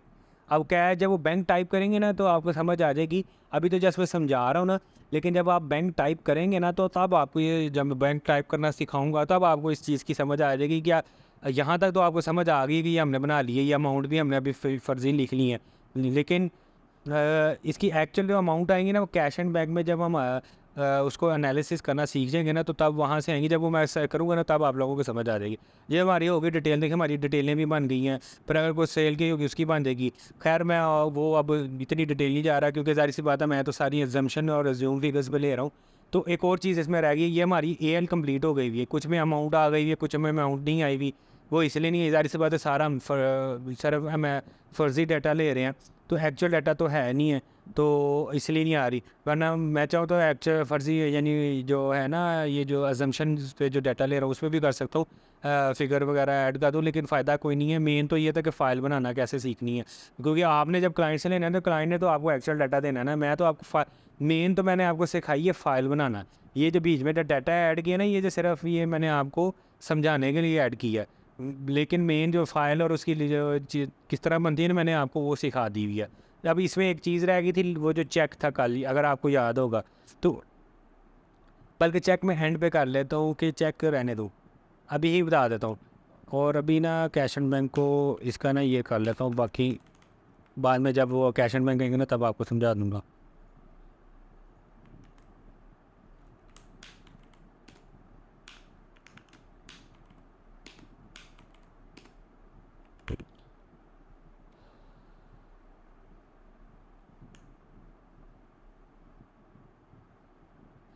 ठीक है जी, चेक में क्या आएगा जी? चेक में हमारा आएगा,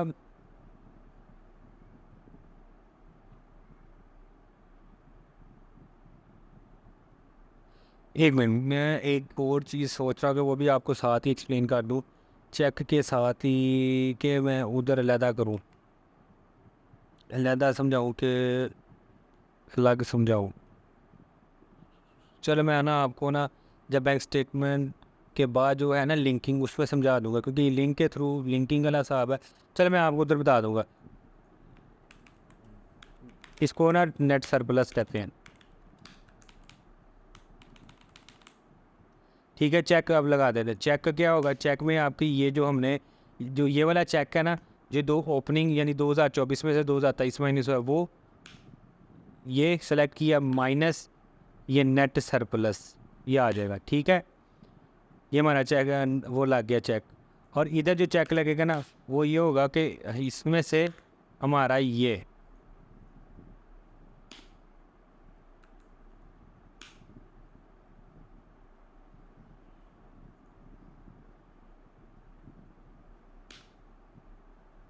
इसमें से ये जो हमारा वो वाला चेक, उसमें से ये माइनस। ठीक है ना। या इसमें ना एक और इशू आ रहा है चेक का, क्योंकि मैंने फिगर्स ली हुई है ना, मैं इमेजिनेशन अभी अमाउंट आपको शो हो गया, आप कंफ्यूज हो गए इसमें। चलो फिर ऐसा करता हूँ कि मैं डाटा ना नील कर देता हूँ इसमें से ये, ठीक है ना। अब चेक लग गए हैं, ये हमारा डिफरेंस आ रहा है। अब इसको अभी समझे कि नीली है। डिफरेंस क्यों आ रहा है, हमने रैंडम कई जगह अमाउंट ऐड कर दी, कहीं जारी से पता इनकम और एक्सपेंसेस का हमने बनाना है ना, क्या वेल्थ रिकन्सिलिएशन उसकी। तो अभी जारी सी बात है, कुछ में इनकम शो की, कुछ में हमने एक्सपेंसेस ज़्यादा शो कर दी, तो इसलिए आ रहा है। तो चेक अब एक हमने जो इधर एसेट एंड लाइबिलिटी का चेक लगाया, उसका क्या है, हमारा ये ओपनिंग का ये जो है ना 2423 का डिफरेंस, ये देखे ना 24 में से ब्लू वाला और ये रेड वाला, तो उस चेक का उसमें से, उस चेक में से ये माइनस हुआ हुआ है। अगर आप ये देखें लिंक, ये माइनस हुआ हुआ है, ये नेट सरप्लस वाली अमाउंट। और नीचे वेल्थ रिकन्सिलिएशन का जो है ना, क्या नाम है इसका चेक, उसमें से ये, इसमें से ये जो नेट सरप्लस की अमाउंट में से ये ओपनिंग लिंक, यानी दोनों में आ जाके यही हुआ हुआ है। अब ये फिगर्स आपको इसलिए शो हो रही हैं क्योंकि ये हमारा अभी फ़र्ज़ी डाटा है। तो फ़र्ज़ी डाटा है तो इसलिए आपको अभी, क्योंकि कंप्लीट हमने इमेजिन किया हुआ है, एजम्पशन ली हुई है, बाकी डाटा हमने लिखा नहीं है, तो इसलिए अमाउंट शो हो रही हैं। तो अभी इस चेक अभी जो हम इंडिकेट कर रहे हैं ना, वो कह रहा है जी आपके 5595 से हम फाइल आउट है। वो क्यों आउट है, हमने क्योंकि ये वेल्थ रिकन्सिलिएशन को करता है, और ये जो चेक होता है ना, ये वेल्थ रिकन्सिलिएशन को इंडिकेट करता है कि आपकी जो वेल्थ में से 55595 आउट है, और ये वाला चेक आपकी एसेट एंड लाइबिलिटी में से कर रहा होता है। तो यानी आपकी एसेट एंड लाइबिलिटी में इंक्रीमेंट आया है, इसमें से 55595 का डिफरेंस है। अब वो डिफरेंस क्यों है, हमारी इनकम आप देखो ना, तो हमने इनकम में सिर्फ 15,550 रुपये शो किए हुए हैं, और हमारे 21,145 एक्सपेंसेस हैं। जाहिर सी बात है, इनकम में से एक्सपेंसेस, ये जो हमारे एक्सपेंसेस ज़्यादा हैं, तो वो जो नेट एक्सपेंसेस है वो आ रहा है। अगर मैं फॉर एग्जांपल इसको कह देता, हमारी सैलरी आ रही है इतनी ही 55545,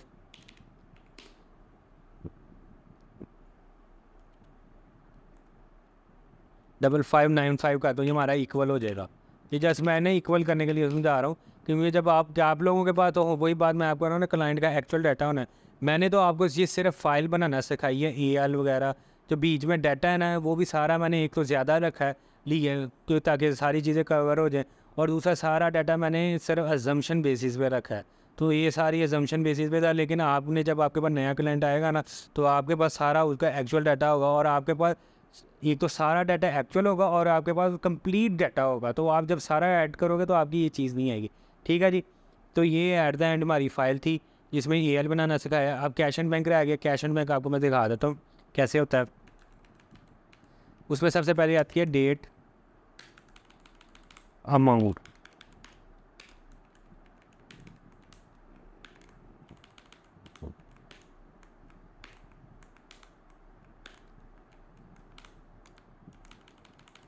ये हमारी होगी डेबिट, और ये हमारी होगी क्रेडिट।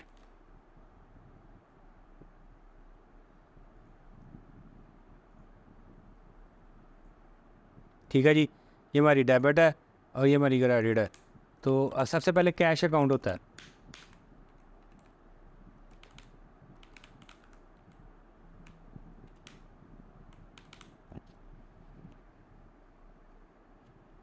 कैश अकाउंट है, तो यहाँ सबसे पहले हम वो टैक्स ईयर लिख लेंगे। टैक्स ईयर क्या है, क्योंकि मैंने ना टैक्स ईयर वो जो कैश है ना, वो भी आपको साथ सिखाना है ना, तो इसलिए मैं ये ही साथ ही इसको कर दूँ।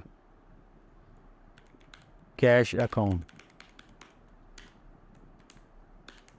कैश अकाउंट का ओपनिंग 1 जुलाई पे रेलिवेंट टैक्स ईयर का, लेकिन हमारा यहाँ भी टैक्स ईयर 2023 है, तो ये ओपनिंग अभी फॉर एग्जांपल नील है हमारा।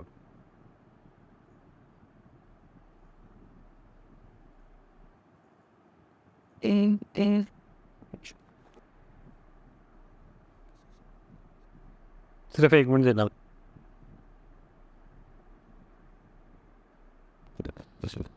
ओके, ये हमारा ओपनिंग आ गया। अब ये हमारी कैश की डेबिट है और ये हमारी क्रेडिट है। ठीक है जी।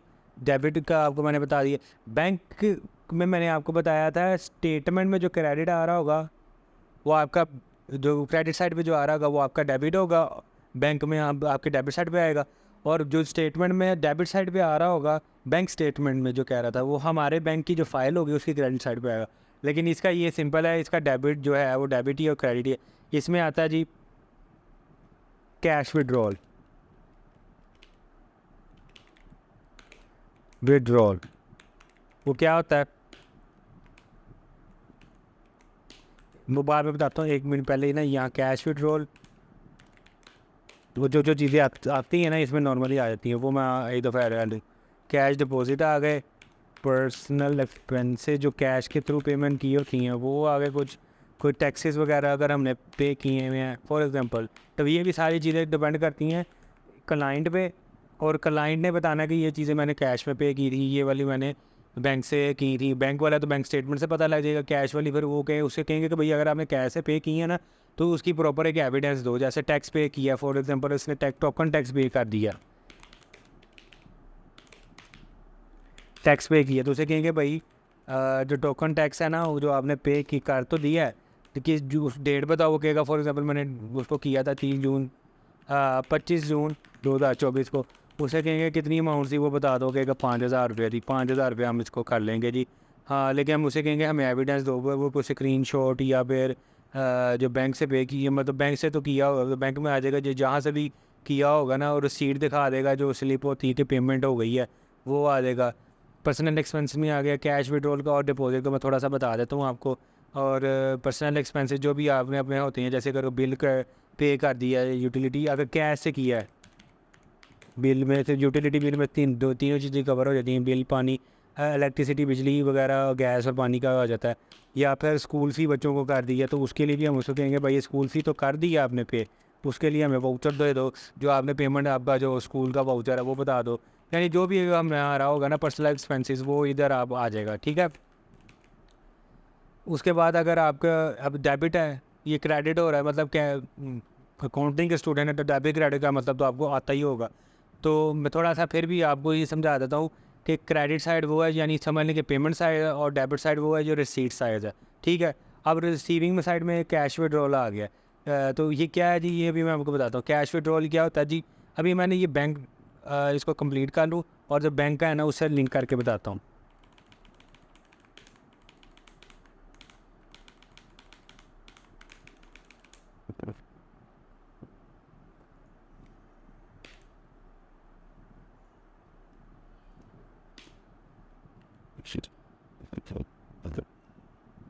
इसमें टोटल सारे का लगेगा इंक्लूडिंग ओपनिंग,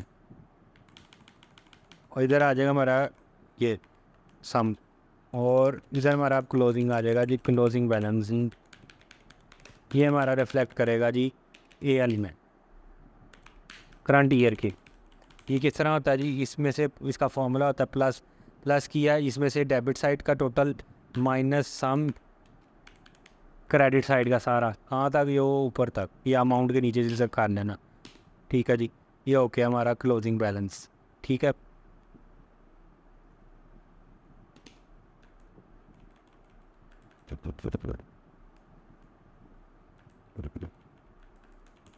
अब देखें, एक मिनट बस,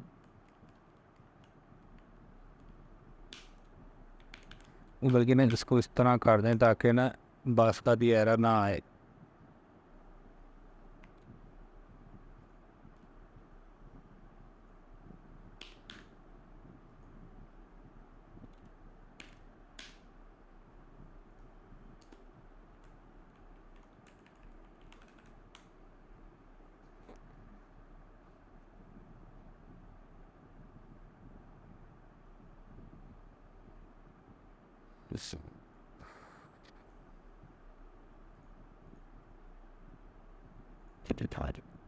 थाना ना फार्मूले में इशू आ रहा है, इसमें से ये माइनस, हाँ तो ठीक है, ओके ओके, बिल्कुल ठीक किया था।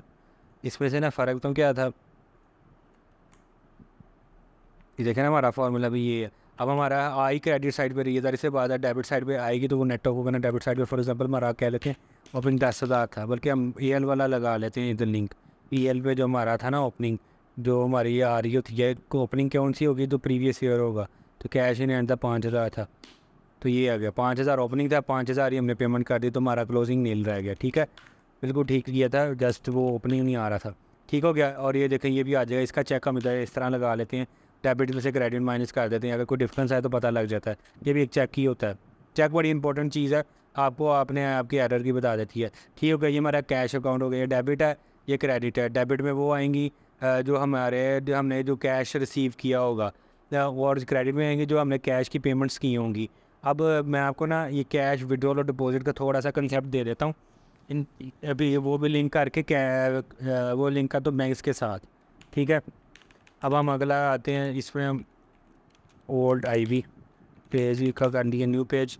आगे आगे इधर आ गए जी क्लाइंट नेम, जो भी है क्लाइंट प्रोफेशनल से पहले हम इसको मर्चेंट सेंटर, जो अभी आपके क्लाइंट का नाम होगा वो लिख लेना। ठीक हो गया।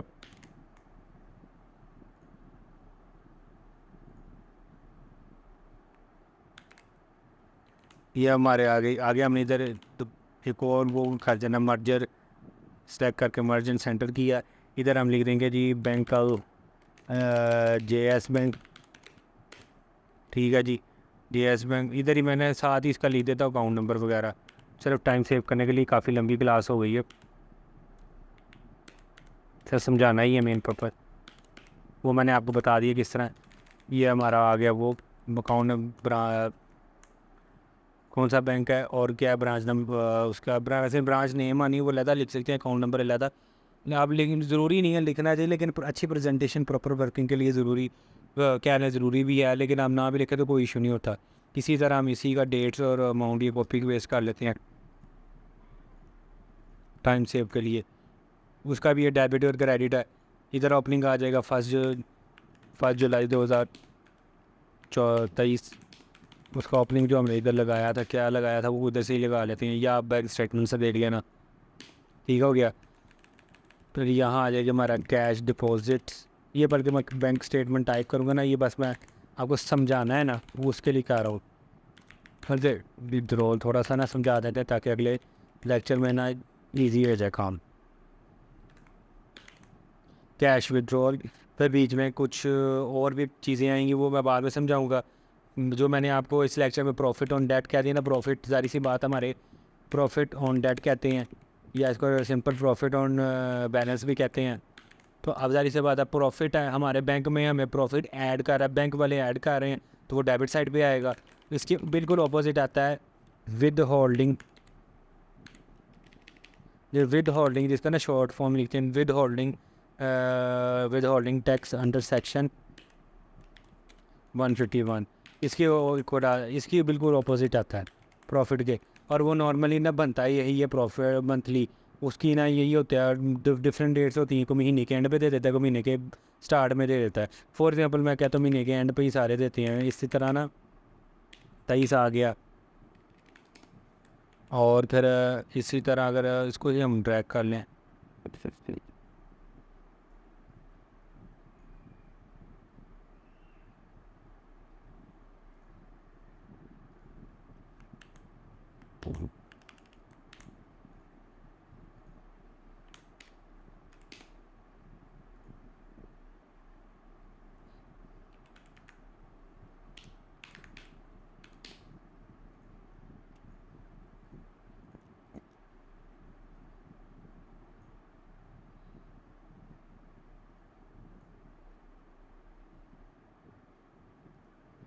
ये हर महीने का हो जाता है, जुलाई अगस्त सितंबर अक्टूबर नवंबर दिसंबर टिल 30।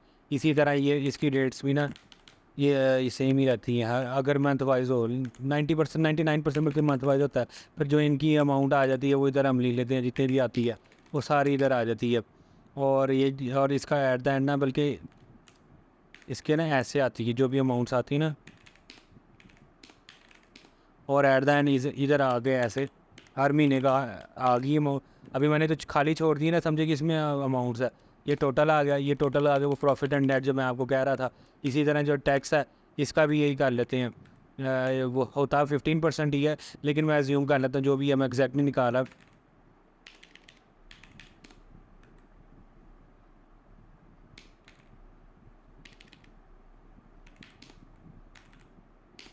और ये सेम यही होता है, इसका हम टोटल लगा लेते हैं, ये अंडर सेक्शन 151 में आ जाएगा। अब मैं ये जो ग्रुपिंग लगाई थी ना, अब जैसे JS बैंक था, ये मैंने पता था तब फर्जी लिखा था। अब मैं प्रॉफिट ऑन डायरेक्ट में पहले जाता हूँ, 10,000 लिखा था ना, उसका लिंक यहाँ लगा दूँगा कैश एंड बैंक से, तो ये इसके टोटल थे। ऐसे किया, इसी तरह अब मैंने इसके जो इसका विद होल्डिंग आ रहा है उसका लिंक भी लगा दिया इसके साथ। थोड़ी बहुत आपको ना इस लेक्चर में लिंकिंग भी सीख ली आपने।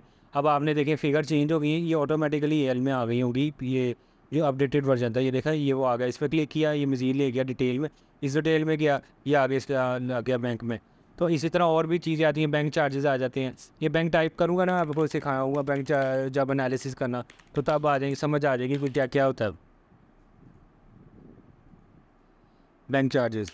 वो उसका भी ये होता है डिफरेंट, जो भी डेट्स आ रही होती हैं, डेट्स के अकॉर्डिंग हम अमाउंट्स वगैरह लिख देते हैं, ठीक है। और एट द एंड फिर ये टोटल लगता है हमारा इधर HBU, और टोटल में आ जाता है हमारा ऊपर टिल सारा इंक्लूडिंग ओपनिंग, जिस तरह कैश का किया इसी तरह इसका भी हमारा यही आएगा। और इसमें यहाँ आ जाएगा क्लोजिंग, जो हमारे 2024 की उस रेलिवेंट बैंक में से शो होगा। ये डेबिट में से हम सब माइनस कर देंगे, ये इस क्लोजिंग से ऊपर ऊपर वाला जितना भी है यहाँ तक, और ये हमारे क्लोजिंग बैलेंस आ जाएगा। तो ये इसमें से काफ़ी चीज़ें आपको कवर हो गई हैं। अब मैं मेन जो रह गई है ना, इसमें कैश एंड बैंक बना गई। इसी तरह जो दूसरा बैंक होगा ना, उसका भी आप खुद बना सकते हो, या फिर इसी को कॉपी कर लो, ऐसे कॉपी किया, बल्कि सारे को ऐसे किया, कंट्रोल थी और एंटर दबाया, और जो भी बैंक होगा उसका नाम चेंज कर दिया, लाइट बैंक था, आगे कॉमा, अकाउंट नंबर, जो भी उसका अकाउंट नंबर हुआ, और उसका जो भी बैलेंस हुआ, फॉर एग्जांपल ये था जो हमने ओपनिंग से लिया हुआ था, ठीक है, ये आ गया। बाकी इसकी अपनी डिस्क्रिप्शन होगी, इस बैंक के अपने चार्जेस होंगे, अपना सारा डाटा होगा, वो आपने उस हिसाब से करना है, ठीक है जी। उसका अपने कैश डिपॉजिट होंगे, अगर आएंगे तो लिख देना, नहीं आएंगे तो नहीं लिखना। और बैंक प्रॉफिट, अगर प्रॉफिट ऑन डेट आता है वो डेबिट साइड पे आएगा, वो इसका अपना हो जाएगा। यानी आप जितने बैंक हो गए ना, इस फॉर्मेट के अकॉर्डिंग आप ऐड कर सकते हो, उसमें कोई मसला नहीं है। जिसमें अगर अब जिसमें एक और आ रहा है जैज़ कैश का, तो आपने किस तरह का नहीं ऑलरेडी बना हुआ है, या फिर आपको एक मैंने ये बनाना भी सिखा दिया भाई, सारा ये मैंने आपको बनाना सिखाया ना, ये तो आप यहाँ नीचे इसको खाली पेज को ड्रैग करके ना खुद भी कर सकते हो। फॉर एग्जांपल मैं दोबारा आपको एक दफ़ा कर देता हूँ, अवल तो करने की नहीं ज़रूरत नहीं, या एक आप खुद भी कर सकते हो, या इसकी को कॉपी करो और नीचे कॉपी करके नीचे यहाँ आके ना ऐसे कंट्रोल भी कर देना, और फिर उस बैंक को एडिट कर देना, उसका नाम को, उसके अकाउंट को, अकाउंट नंबर को, फिर उसके अंदर जो ट्रांजैक्शन है इसको ज़ीरो कर देना, फिर जो बैंक स्टेटमेंट टाइप करेंगे ना, वो उसकी स्टेटमेंट के हिसाब से करना। वो टाइप किस तरह करनी है अगले लेक्चर में इंशाल्लाह आपको समझा दूँगा वो। तो ये इस तरह है। तो यानी आप दो ऑप्शन है, जिस तरह आपको या खुद बना लो, या फिर एक दफ़ा आपने बना ली उसकी कॉपी पेस्ट कर लो, और नया बैंक जो भी बैंक होता है ना, बैंक के अकॉर्डिंग उसकी ना डिस्क्रिप्शन चेंज कर दो, ठीक है। अब मेरा जो लास्ट रह गया ना इस चीज़ आज के लेक्चर में, कैश विड्रॉल, कैश डिपॉजिट। अब कैश अकाउंट के हिसाब से कैश विड्रॉल क्या है, अब आप बैंक के हिसाब से पहले देखें, ये लाइट बैंक का, आपने इस बैंक में से फॉर एग्ज़ाम्पल 1 जुलाई 2023 को 1 जुलाई 2023 को आपने ना 5,000 रुपये निकलवाया, आपने निकलवाया। अब इसका लिंक लग जाएगा कैश अकाउंट में, ये अब आपके पास है वो 5,000 बैंक से क्रेडिट हो गया। यानी आप ये बैंक की भी जो क्रेडिट साइड है समझेंगे, पेमेंट साइड है, और डेबिट साइड है, रिसीट साइड है। ये आप समझ लें, ये वैसे में होता है, मतलब काफ़ी हद तक इसमें बात सच भी है, लेकिन इनमें बहुत सारी चीज़ें ऐसी हैं जो ज़रूरी नहीं है। लेकिन 99% समझ लें कि ये जो डेबिट है वो रिसीट्स है, और जो क्रेडिट साइड है वो पेमेंट साइड है, ठीक है। तो ठीक है जी, ये इसमें शामिल हो गया। ये आपने ना क्या ट्रांजैक्शन की, चाहे आपने ना कैश विड्रॉल करवा लिया बैंक से 5,000 रुपये, बैंक में फॉर एग्जांपल पड़ा हुआ था, मैं इधर ना ले लेता हूँ 10,000 रुपया। अब 10,000 में से 5,000 आपने निकलवा लिया, ठीक है। अब बैंक के क्लोजिंग में कितना पड़ा होगा, 5,000 रुपया। 5000 बैंक की क्लोजिंग में, यानी अब 10,000 पड़ा था, 5,000 आपने निकाल लिया। अब रिमेनिंग रहने कितना रह गया, 5,000 ही रह गया। अब जो ये 5,000 निकाला ना, वो अब आपके पास है, आपकी पॉकेट में है। आपकी जो कैश अकाउंट का मकसद क्या होता है, कैश अकाउंट का मतलब समझ लें कि आपकी वो पॉकेट या आपकी दराज, यहाँ आप अपने कैश के पैसे रखती हैं, तो वो है। समझ लें कि अब आपने 5,000 निकलवाया है ना, ये वाला, तो अब आपने बैंक से तो निकल गया, बैंक में पीछे 10,000 में से 5,000 रह गए। अब ये जो 5,000 है वो आपके पास है, वो आपकी जेब में है, तो वो आपका कैश कंसीडर होगा, वो आपका कैश के हिसाब से, यानी आपका कैश अकाउंट डेबिट हो जाएगा। अब यहाँ आप क्या करेंगे, जब जिस बैंक से हुआ है ना, JS बैंक है, अकाउंट नंबर, ठीक है जी, जो भी अकाउंट नंबर है, और इधर इसका लिंक लग जाएगा +C, या आप लिंक अगर आपको नहीं समझ आ रही, मैं वैसे भी जानता हूँ, ये 5,000 इधर आ गया, ठीक है। मतलब 5,000 आपके बैंक से निकलने के बाद वो 5,000 आपकी पॉकेट में आ गया। अब आपकी पॉकेट में कितना हो गया, 5,000 ओपनिंग था, 5,000 ये है, टोटल 10,000 हो गया। और इसमें से चलो 3,000 मैं कह रहा था, और बल्कि अभी रहने थे, 5,000 आपके पास ऑलरेडी पड़ा था, आपकी जेब में थे, 5,000 आपने बैंक से निकलवाया, और अब आपके इन हैंड में है, यानी कैश इन हैंड, यानी आपकी पॉकेट में है। तो टोटल क्लोजिंग कितना हो गया, 10,000। हाँ, अगर आप इसमें से फॉर एग्जांपल टोकन पेड कर लेते हैं 2,000 का, तो जाहिर सी बात है 10,000 में से 2,000 गए, तो पीछे आपके 8,000 रह गए। इसी तरह कैश डिपॉजिट का भी यही रूल है। कैश विड्रॉ का क्या मतलब है जी, बैंक से जो निकाले वो आपके कैश इन हैंड में चले गए, और जाहिर सी बात कैश इन हैंड की डेबिट साइड में आ गए। बैंक क्रेडिट, डबल एंट्री क्या होगी, कैश इन हैंड डेबिट, और आपका बैंक क्रेडिट, ठीक है। ये डबल एंट्री हो गई। अकाउंटिंग वाले बच्चे इजीली समझ गए होंगे इस चीज़ को। अगर जिसको नहीं आती, तो फॉर एग्जांपल जिन बच्चों को ये जैसे ये जो अकाउंटिंग बैकग्राउंड वाले नहीं है, ख़ास तौर पे आईकॉम वाले हो गए, बीकॉम वाले हो गए, इन सारों को तो ये डेबिट क्रेडिट तो आता ही होगा यार। अगर ये नहीं आता तो फिर डेबिट क्रेडिट आईकॉम बीकॉम का मतलब फ़ायदा क्या है? अगर आपने खाली बैठना ही है, क्लास टाइम दबाना है, तो फ़ायदा कोई नहीं है। डेबिट क्रेडिट सीखो, डबल एंट्री सीखो, नेट से देख लो, कई बहुत सारे प्लेटफॉर्म ऐसे हैं, वहाँ से आप सीख सकते हो यार। डेबिट क्रेडिट ही है ना। तो ये ख़ासतौर पे इनके लिए जो एंट्री है मैंने उनके लिए की है, जो अकाउंटिंग या बैकग्राउंड या इस तरह बिजनेस वगैरह से रिलेटेड नहीं है, जैसे मेडिकल के बच्चे हो गए या इंजीनियरिंग के बच्चे हो गए, उनके लिए मैं बताया डबल एंट्री। तो यानी अब कैश इन हैंड डेबिट हो गया, यानी कैश की आपकी डेबिट हुआ है, तो यानी डेबिट साइड पे आ गया अगर हम अकाउंट्स के हिसाब से देखें। और आपका बैंक क्रेडिट हो गया, और उसमें से ये माइनस हो गया, 10,000 में से माइनस हो गए ये 5,000, तो पीछे कितने रह गए आपके, 5,000 ही रह गए, ठीक है। ये रूल हो गया आपका, रूल हो गया ये कैश अकाउंट में कैश विड्रॉल का। अब डिपॉजिट का भी यही रूल है।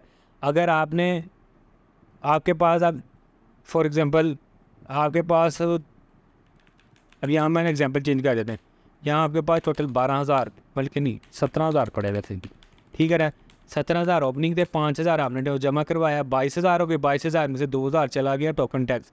तो ये कैश अकाउंट की बात करूँ, अब आपके पास आपकी जेब में, आपके बटमे में 20,000 रुपये रह गए हैं। अब आपने कहा कि यार मैंने ना 20,000 मेरे पास ज़्यादा ही पड़े हुए हैं, बटवा गिर ना जाए, तो मैं ऐसा करता हूँ, मैं ना इसमें से जो 10,000 रुपये है ना, मैं डिपॉजिट करवा देता हूँ अपने बैंक अकाउंट में, अपने JS बैंक अकाउंट में। ये वाला जो है ना, इस बैंक अकाउंट में मैं ना 20,000 जमा करवा देता हूँ। अब आपका पीछे कितना रह गया, 10,000 ही क्लोजिंग रह गया। अब आपका जो ये वाला बैंक डेबिट हो जाएगा, JS बैंक, उसकी डेबिट साइड पे आ जाएगी, उसका आ जाएगा जी भाई जिस डेट पे करवाया, फॉर एग्जाम्पल 1 जुलाई 2023 को आपने करवाया, कितना करवाया, 10,000 रुपया, तो ये 10,000 आपके आ जाएगा। एंट्री क्या होगी, बैंक अकाउंट डेबिट, कौन सा, JS बैंक अकाउंट डेबिट, और cash in hand account credit हो जाएगा, ठीक है। सिंपल सी बात है, समझ आ गई होगी। बैंक में आ गए, अब बैंक के अंदर कितने पैसे थे, 10,000 पहले पड़ा हुआ था, अब आपके बैंक में 5,000 रुपया आपने उसकी विड्रॉ कर लिए गए थे, तो टोटल पीछे 5,000 रह गया, 5 में से मज़ीद 10,000 आ गए, तो टोटल 15,000 हो गया। अब आपका क्लोजिंग भी वही आना चाहिए। ये जो लिंकिंग की है, ये जो एक फार्मूला लगा दी है, उस फार्मूले के थ्रू आपको पता लग गया कि ये देखें 15,000 आपके बैंक में आ गए। तो अब कैश अकाउंट का मतलब काउंटिंग वाले इजीली समझ गए होंगे कि क्या हो रहा है, डेबिट क्रेडिट ही सिंपल हो रहा है, ठीक है।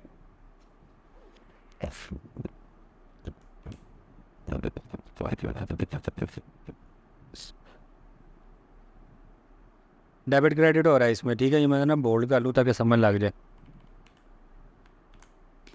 ठीक है जी। क्या हुआ, बैंक से निकाले तो आपके कैश, आपके इन हैंड जो कैश आ गया वो बढ़ गया, तो कैश विड्रॉल ये अब हमने डिस्क्रिप्शन ही देनी है ना, तो डिस्क्रिप्शन में आ जाएगा जी हमारे बैंक में डेबिट साइड पे आएगा कैश विड्रॉल किया था, कहाँ से किया था, जेएस बैंक अकाउंट से किया था, उसका लिंक हमने ये लगाया हुआ था, ठीक है जी। इसी तरह फिर जब हमने अब कैश अकाउंट को क्रेडिट साइड देखे ना हमने, अब आपके पास 20,000 पड़े थे, 20,000 में से आपने 10,000 अपने बैंक में जमा करा दिया। अब बैंक में ओवरऑल आपका जो पैसे पड़े हुए ना वो रिमेन द सेम रहेंगी। अगर हम कैश विड्रॉल और डिपॉजिट की बात करें, है cash in hand plus cash in bank equal to same, लेकिन फ़र्क क्या होगा जी, अकाउंट्स में हो जाएगा, इन हैंड में क्लोजिंग चेंज हो जाएगा और बैंक में आपका भी उसमें भी क्लोजिंग चेंज हो जाएगा। तो कैश विड्रॉल अब डिस्क्रिप्शन का फ़र्क है, सिर्फ डिस्क्रिप्शन का फ़र्क है। बैंक से निकाले आपके पास, जब आप बैंक से निकल गए, बैंक में से लेस हो गए, आपकी जेब में आपके इन हैंड डेबिट हो गए, उसमें हमने डिस्क्रिप्शन मेन हेड बना दिया कैश विड्रॉल का, और जिस बैंक से निकाले थे वो आ गया। हाँ, दूसरा बैंक जैसे अलाइड है, अगर उसमें से भी निकाले होंगे वो उसका लिंक भी इधर आ जाएगा, अलाइड बैंक, आगे अकाउंट नंबर, आगे जो भी होगा वो आ गया, वो जितनी अमाउंट निकाली होगी वो उसका जब हम बैंक में से करेंगे ना लिंक, वो उसके इधर जो भी जितनी भी अमाउंट आ रही है उससे लिंक कर लेंगे, ठीक है जी। इसी तरह डिपॉजिट का होगा, डिपॉजिट का क्या है जी, आप उनके आपका बैंक, आपका कैश, आपके कैश अकाउंट को देख रही है ना, आपका कैश अकाउंट क्रेडिट हुआ, किस तरह क्रेडिट हुआ, जो आपने कैश डिपॉजिट करा दिया जेएस बैंक में, तो जिस जेएस बैंक में, और आपका जेएस बैंक क्या हो गया, डेबिट हो गया, और आपका कैश इन हैंड क्रेडिट हो गया। ये डबल एंट्री थी जो मैंने आपको समझा दी है। इसी तरह अगर सेम यही अलाइड बैंक से होता है या जैज़ कैश वाले बैंक से होता है कैश विड्रॉल, तो कैश अकाउंट में विड्रॉल का जो एंट्री, डबल एंट्री पूरी होगी, वहाँ से माइनस हो जाएगा, वहाँ जो क्रेडिट हो रहा है इधर आके डेबिट हो जाएगा, ठीक है। और इधर से जो आपने डिपॉजिट कराया होगा ना, आपका बैंक डेबिट हो जाएगा और आपका कैश अकाउंट क्रेडिट होगा। सिंपल, ये रूल सिंपल हो गए हैं। इसमें मैंने आज आपको इस लेक्चर में ये पूरी फाइल बनाना सिखाई।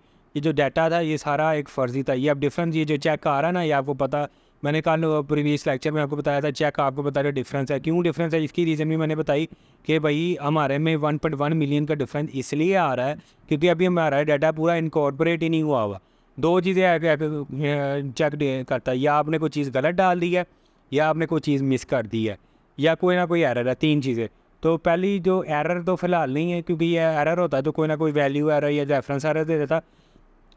इसमें तो गलत जाल चीज़ इसने नहीं डाली, क्योंकि अभी हमने को डाटा पूरा सारा हमने एजम्पशन बेसिस पे लिया हुआ था और पूरा कंप्लीट ऐड नहीं किया। पूरा कंप्लीट करेंगे तो ये चेक कंप्लीट हो जाएगा। ये मैंने आपको फ़ाइल बनाना सिखाई, ये एज़ इट इज़ वही फ़ाइल की तरह, उसी फाइल की तरह थी जिस तरह पे हम ऑलरेडी वर्किंग कर रहे थे, ठीक है।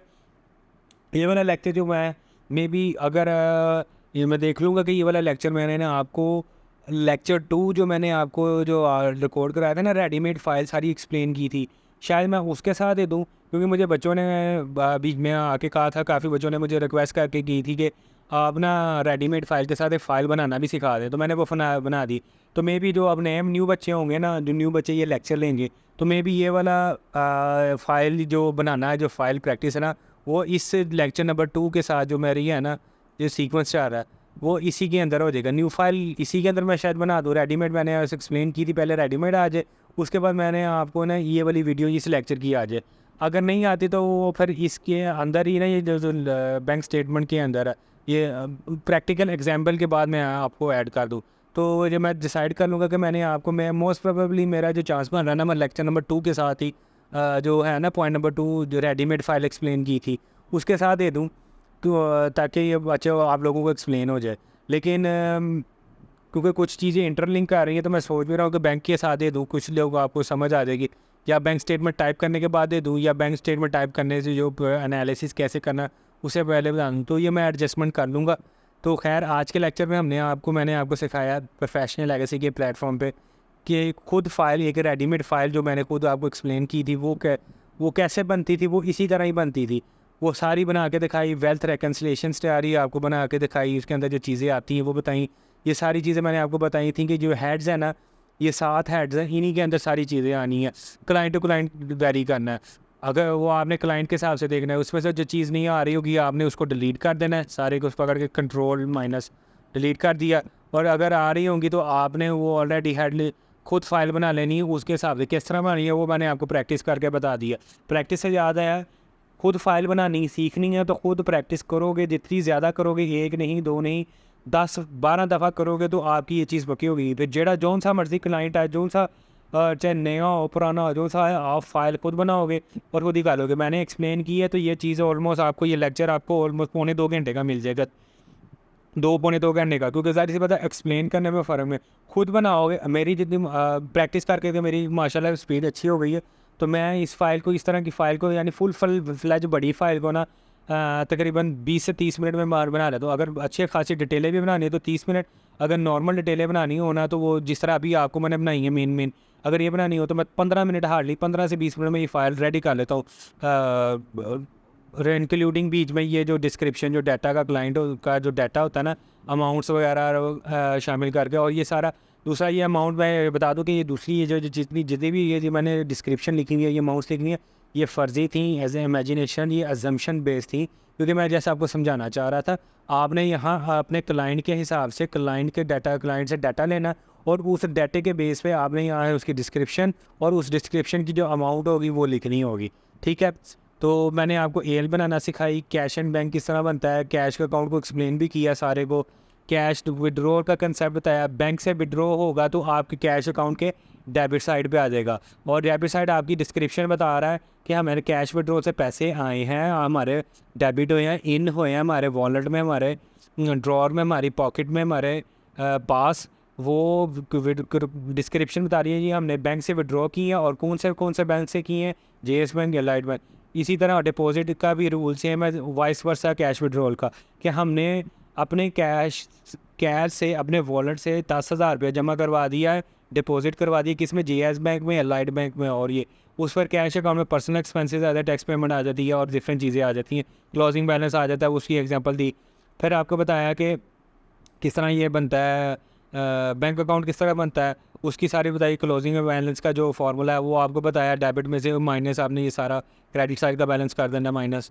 फिर कैश डिपॉजिट और कैश विड्रॉल बताया। उसके बाद मैंने आपको बताया था प्रॉफिट ऑन डेट पे आपको एक्सप्लेनेशन की थी, वो बताया था किस तरह बैंक में आता है, वो बैंक टाइप जब हम करेंगे तो इंशाल्लाह उसमें भी समझ आ जाएगी, विड्रॉ में भी समझ आ जाएगी क्या विड्रॉ प्रॉफिट ऑन डेट की जो टैक्स करता है वो बताई, उसकी ट्रीटमेंट एल में बताई।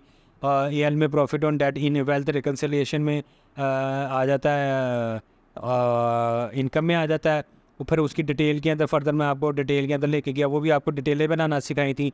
फिर 151 का जो टैक्स जो होता है प्रॉफिट ऑन डेट पर जो डिटेक्ट करता है, जो बैंक डिटेक्ट करता है, वो उसकी डिटेल में लिंकिंग लगी और डिटेल की लास्ट लिंकिंग लगी थी। जैसे ये डिटेल बनी है इसकी लिंकिंग आगे कैश एंड बैंक से ये लगी थी, तो ये थी। फिर बैंक चार्जेस का बताया कि बैंक चार्जेस को एक्सप्लेन किया कि क्या क्या होते हैं। बाकी मज़ीद मैं इन चीज़ों को आगे क्या बैंक स्टेटमेंट जब एनालिसिस करूँगा तब इंशाल्लाह बता दूँगा। उसके बाद हमारी लिंकिंग होगी इसमें, यानी इसलिए कि मैं लेक्चर में मैंने आपको ना एक साथ 3-4 निशाने बने, कह लगे 4 तीर मार दिए हैं। एक ये तीर मारा है कि जी 4 निशाने यानी आपने मैंने किए। एक फ़ाइल बनाना सिखा दी आपको, प्रॉपर ग्रुपिंग की डिटेल बनाना सिखा दी। नंबर 2, उसके बाद मैंने आपको कैश अकाउंट, जो मैंने आपको याद है मैंने आपको एक्सप्लेन करना था, ये मेरी जो है ये मैंने आपको एक्सप्लेन कर दिया। ठीक है जी, अब प्रैक्टिकल एग्जांपल रह गई है इस 0.5 की, ये मैंने आपको एक्सप्लेन कर दिया। और उसके बाद मैंने आपको बैंक स्टेटमेंट जो मैंने चीज़ें थी ना बैंक प्रैक्टिकल एग्जाम्पल में जो मैंने एक्सप्लेन करनी थी, उसमें से जो मेन जो नॉर्मली आती ही है वो मैंने आपको एक्सप्लेन कर दी है। ठीक है, अब नेक्स्ट लेक्चर में इंशाल्लाह आपको और चौथी चीज़ मैंने आपको फ़ाइल लिंकिंग भी आपको एक्सप्लेन कर दी। लिंकिंग भी थोड़ी बहुत करके दिखा दी है, एक्सप्लेन नहीं की। जिसको नई लिंकिंग समझ आई वो वेट कर ले, इसमें आपको इंशाल्लाह समझ आ जाएगी। यानी अब नेक्स्ट लेक्चर में मैं आपको ये करवाऊँगा। तो टिल नेक्स्ट टाइम इंशाल्लाह मिलते हैं। आप इसकी खुद बनाने की एक प्रैक्टिस करें। रेडीमेड अगर है जिसने टाइम सेव करना है वो रेडीमेड को क्लाइंट के साथ अमेंड कर ले, और जिसने खुद न्यू बनानी है खुद प्रैक्टिस करे। तो जैसे ये लेक्चर कंप्लीट हो आपने ना प्रैक्टिस शुरू कर देनी है। आपने 10 दफ़ा बनानी है, और 10 दफ़ा बनाने के बाद ना फ़ाइल आपने एक अज्यूम डाटा लेना। जिस तरह मैंने अज्यूम डाटा लिया है ना, मैं कुछ डाटा मैं भी दे दूँगा कंपैरेटिव बनाने के लिए, कुछ डाटा हमने ना कोई डाटा अपना अज्यूम ले लेना है, अज्यूम करके ना उस पर कंपैरेटिव की कर देनी है, तो ताकि फिर आपकी कंपैरेटिव की भी प्रैक्टिस हो जाए, फाइल बनाने की भी प्रैक्टिस हो जाए। ठीक है जी, मिलते हैं फिर नेक्स्ट टाइम इंशाल्लाह नेक्स्ट लेक्चर पे। अल्लाह हाफिज़।